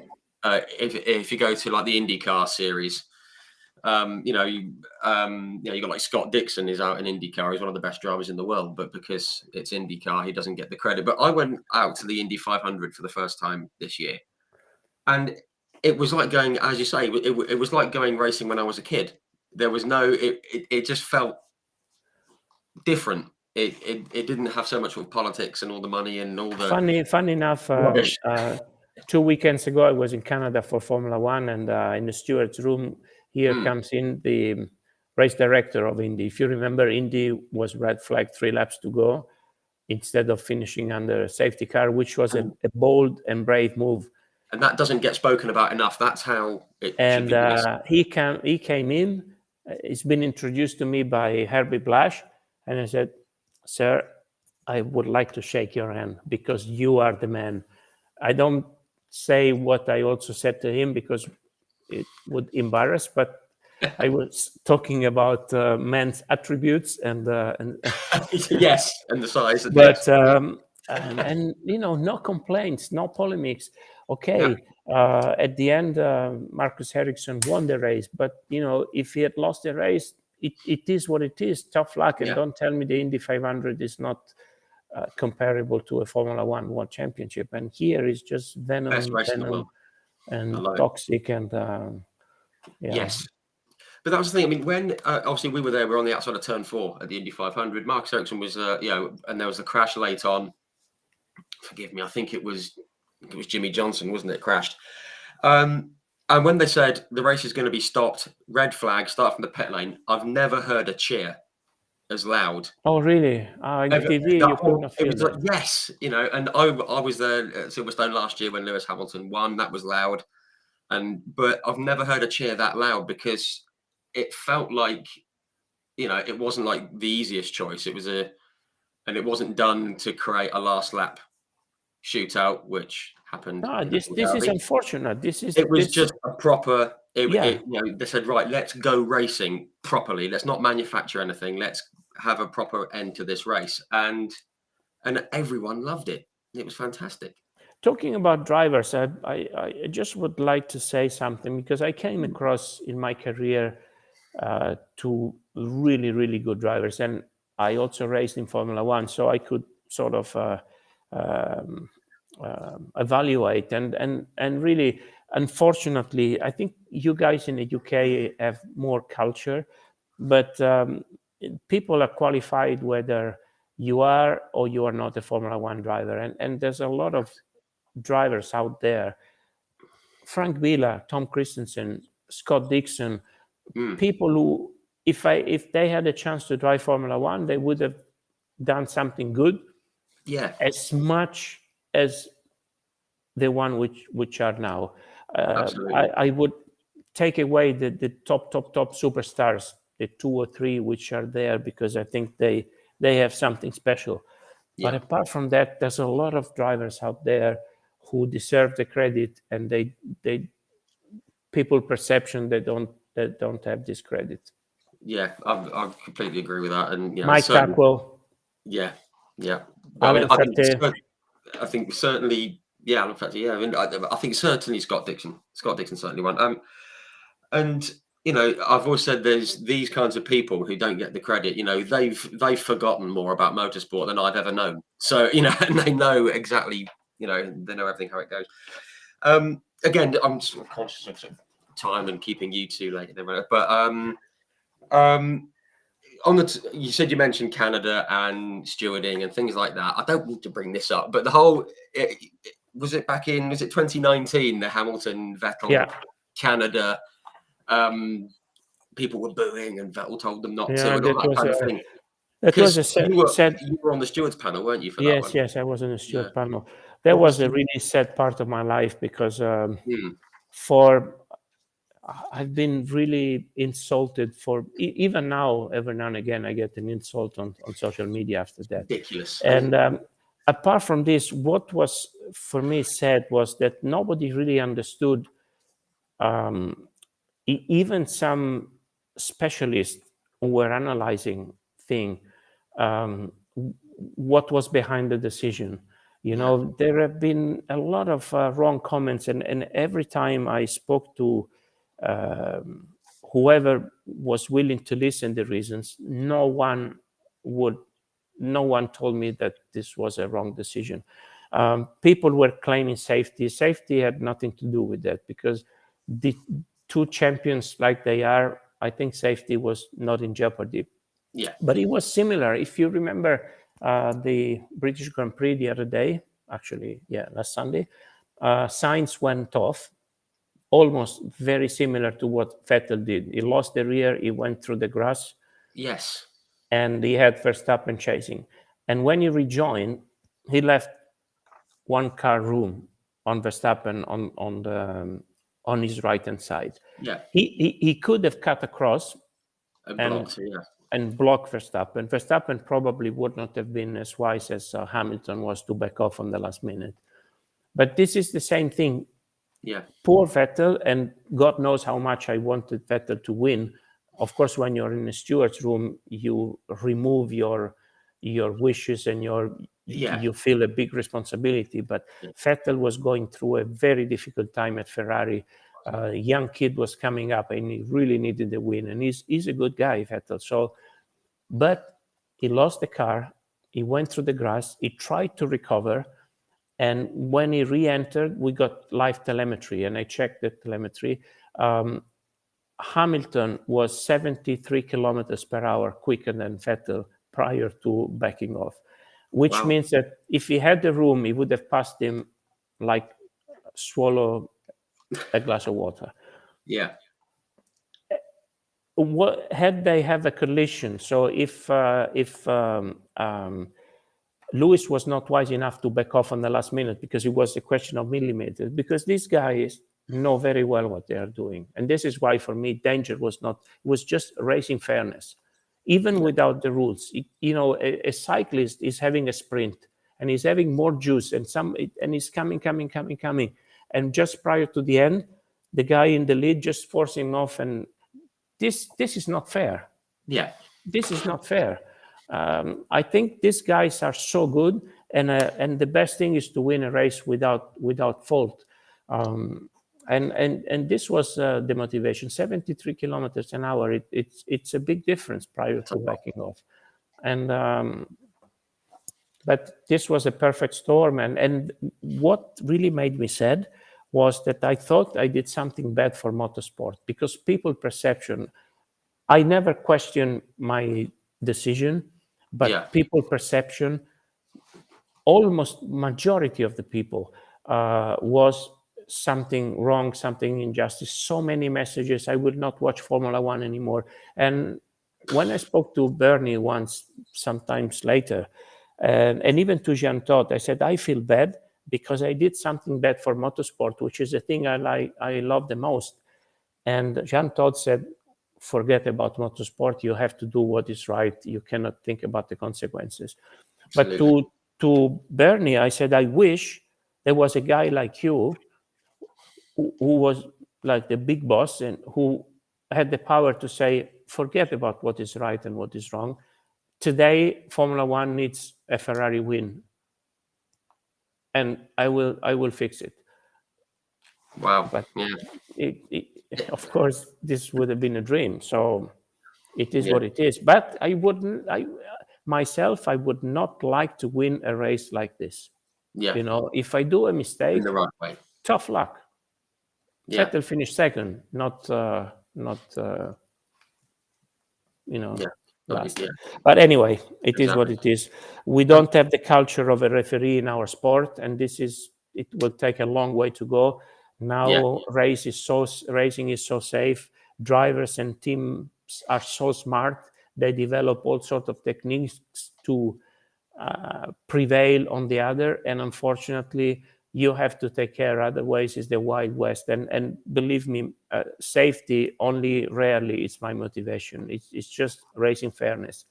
You know, imagine track limits is another big issue.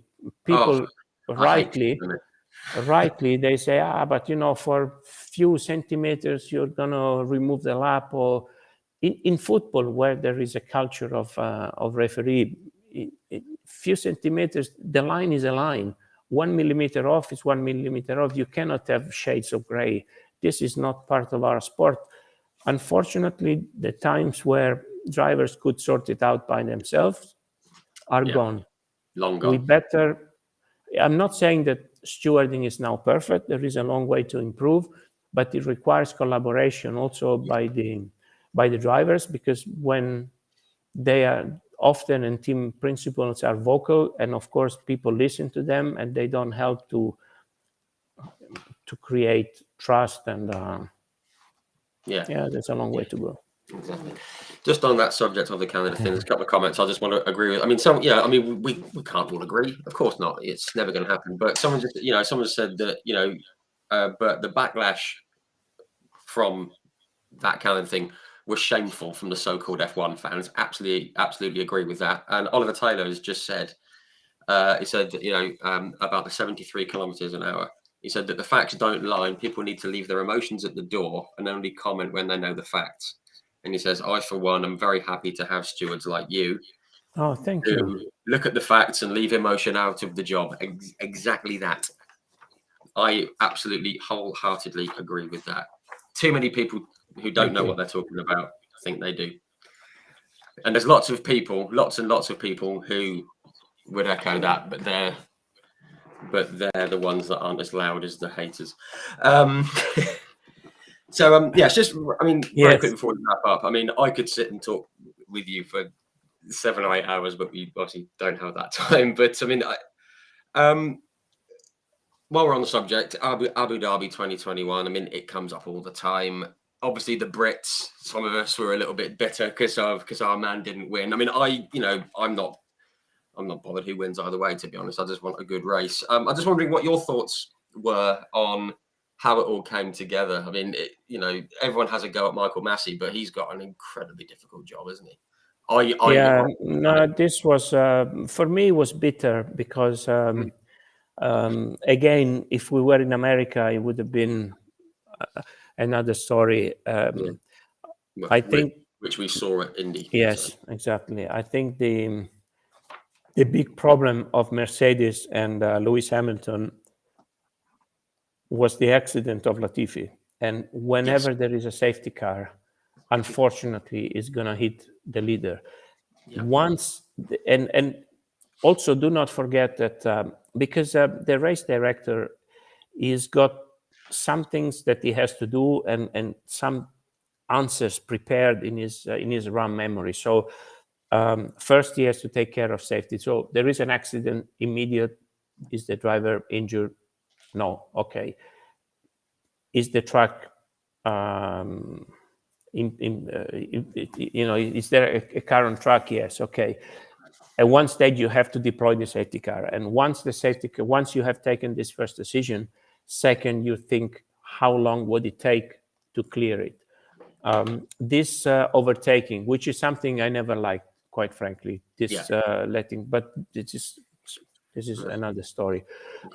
It was not mandatory, but was very recommended. And when something is very, very recommended, it's so close to be mandatory. So a race director has to try to do this as much as he has to try not to finish a race on a safety car. So this is the ABC of a race director, and it was looking pretty good until the brake caught fire, because some people said he should have red flagged the race. But this is why I think this was exactly the perfect storm. One of those things that if you see it in a movie, you think, come on, this is bullshit. Hollywood. It will never happen.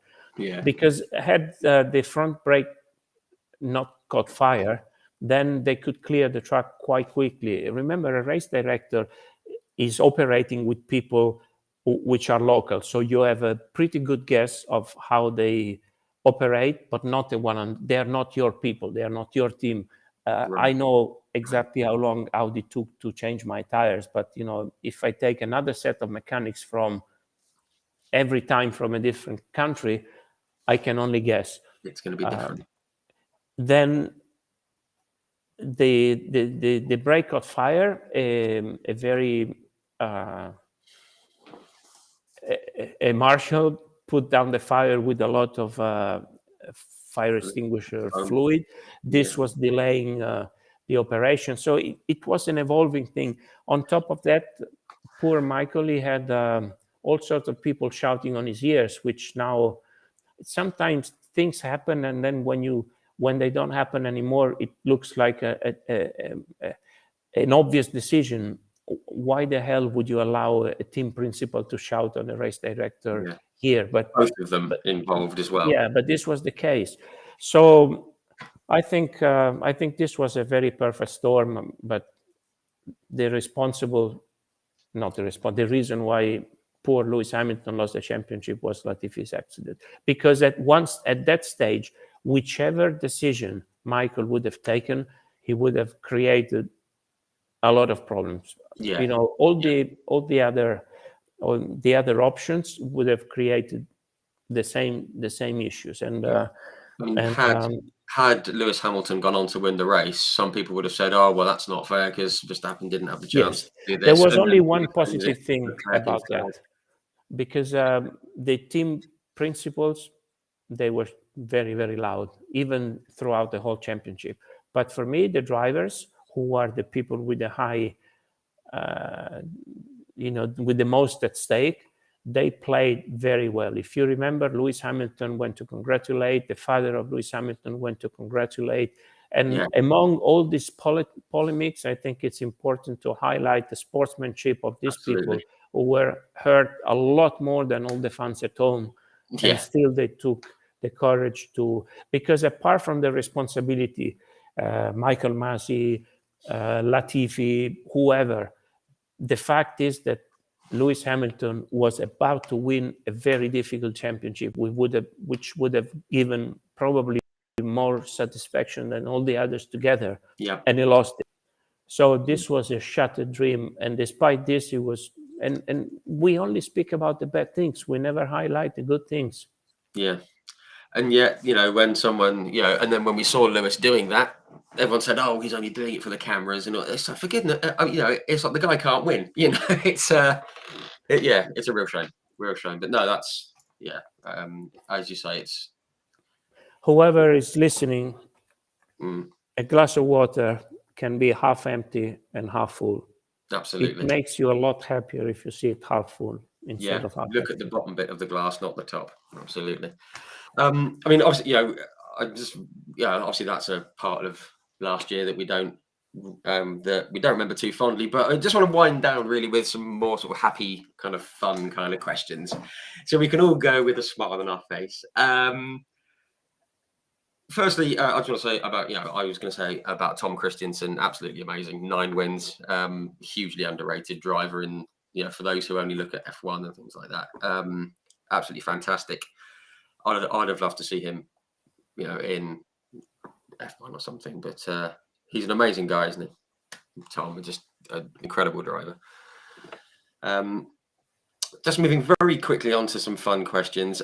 Is there a series that you would have liked to have tried? And this is just going to bring me back to the British Touring Car Championship, because we had a lot of European No, races. British Touring Car, no.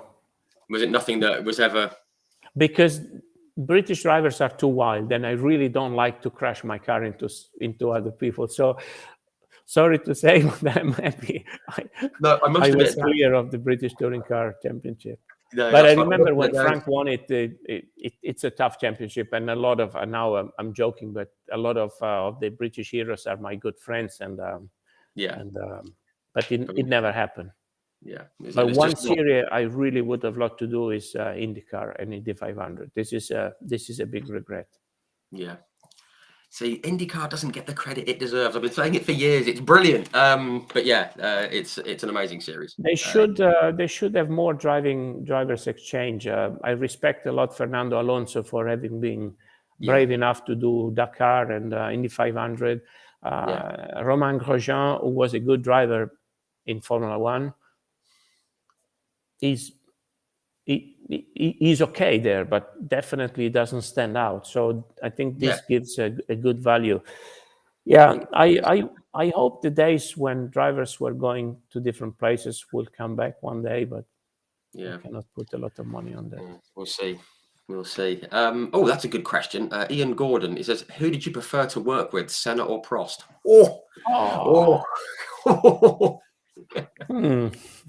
Goodness me. Do I really have to answer? No. You don't want to. No, because it's actually, it was such a privilege that I had, and it's worth sharing. Senna, I knew him from the karting days.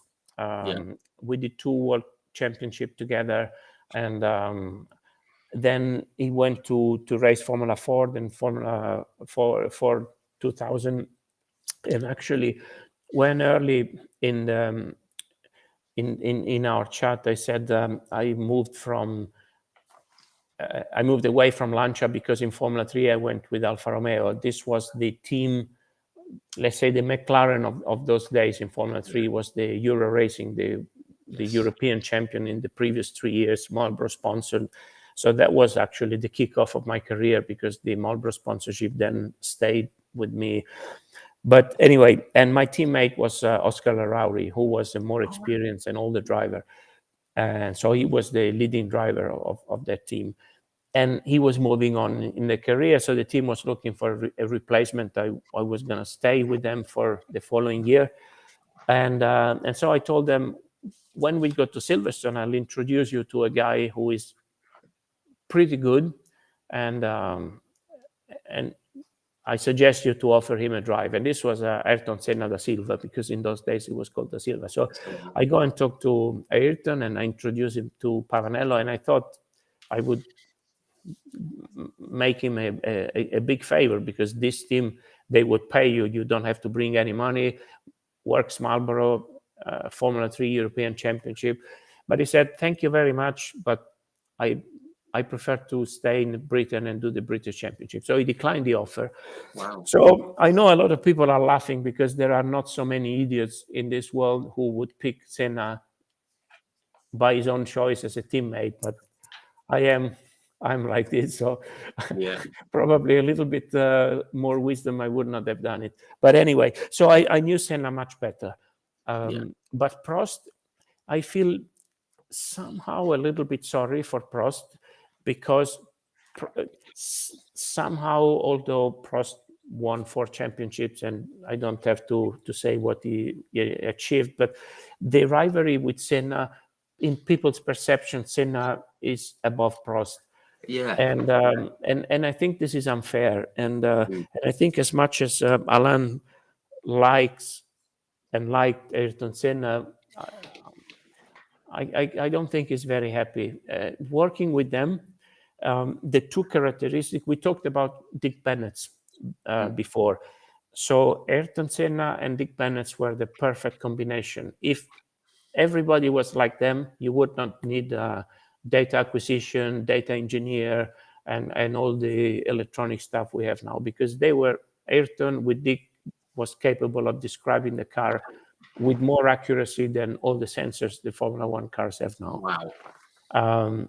But it took a long time. So I think, I don't know how much Ayrton learned from Dick or vice versa.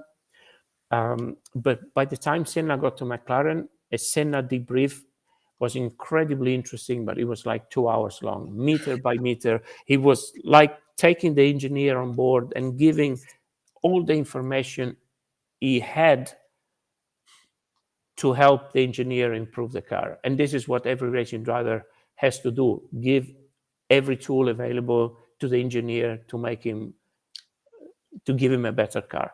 Prost debrief were maybe a quarter or half the time, Right. or much shorter. Prost would not give the engineer all the information he had.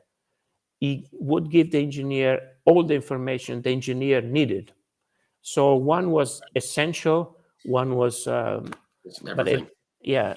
but Prost, he never draws spectacularly, and it's a little bit my style, with all due proportion, of course. He never looked fast, but what Prost, and people remember only the wins, and this is somehow sad about motorsport, because like last year, Max Verstappen is world champion, but they should have won both. So sometimes you are runner up by 1 point. Yeah. And unfortunately, the credit you get for being champion is so much more. But Prost was 3 or 4 times runner-up, once for half a point on Niki Lauda. Yeah. So Prost's career achievements are enormous. Yeah.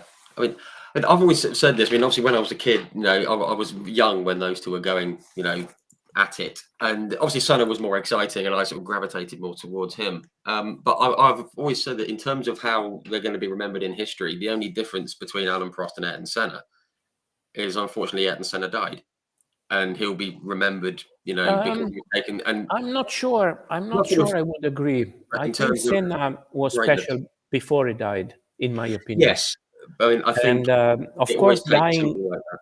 dying like Gilles Villeneuve Yeah. makes things even more. But I think out of the car, and even in the car, because one thing is talking about quality as a racing driver, and one thing is about talking about other things. I think Ayrton Senna was very special outside the car. I think he had an intensity. I believe he was a very good person inside, but he could never sort of relieve his goodness, because he was a very, very competitive person. But in my in my mind, nobody can prove it. I think if had Ayrton Senna survived, it would have been a great help for humanity. I don't know where. I don't want to say stupid things, but I think he would have done a lot for mankind, because when you're a racing driver, you have to be a hard man. You can't show weakness. Sometimes being good. He did a lot of charity, but nobody knew, But once he have the possibility to retire, I think he would have become a very, very, very good man and good help for the poor people, or the less fortunate people. I believe in that. Yeah, if we could have and seen, I think people felt this. Side of Ayrton. Gilles Villeneuve, Gilles Villeneuve was very spectacular.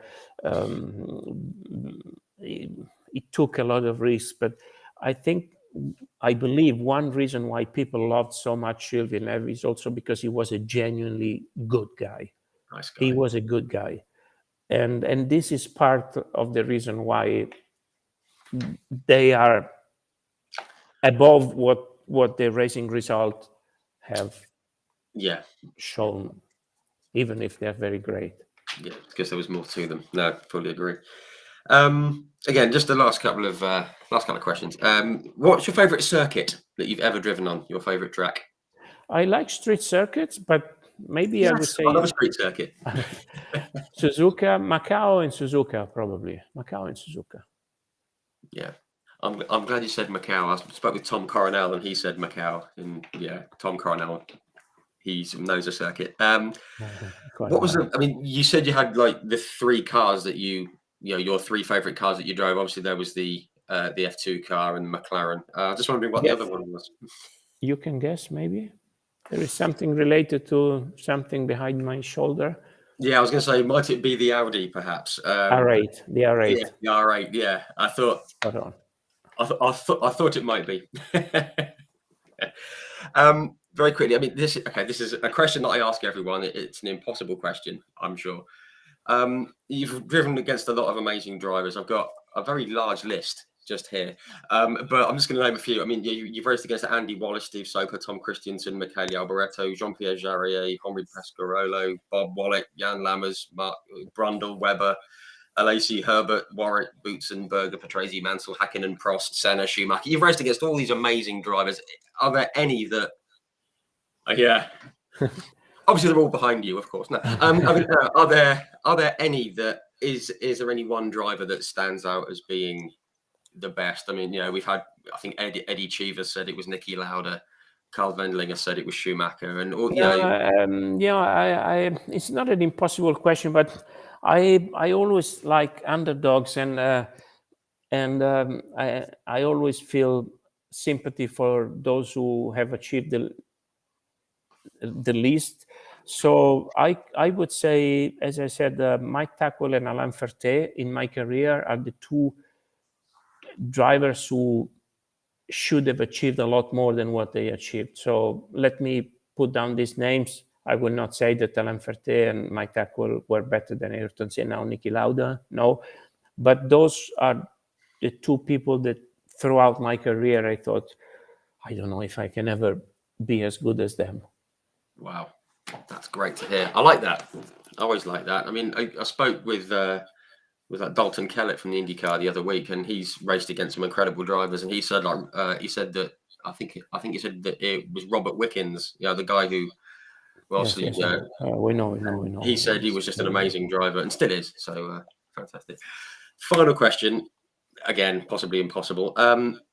What's your proudest moment from your career? Proudest? Yeah, makes you. Always a tough one. No.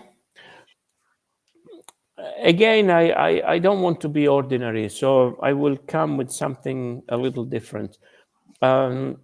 Once I had a crash with a guy I don't want to mention who was a bad guy. I mean, a very aggressive driver in a touring car championship, and he knocked me off. And I think he realized that I like to finish races. So I got really angry, and we were all both stuck in the gravel. I went to his car and I kicked with my foot his door just in a gesture of frustration. And this was shown at the end of the championship several times, and I felt bad because this is not me. I did it, of course, but I didn't like it. So years later, I had quite a big crash in Canada. I was very well placed to win that race in Mosport, Canada. On the back straight, Mosport, Canada, there's a back straight all uphill, and then you have a crest and a very fast right-hander. Yeah.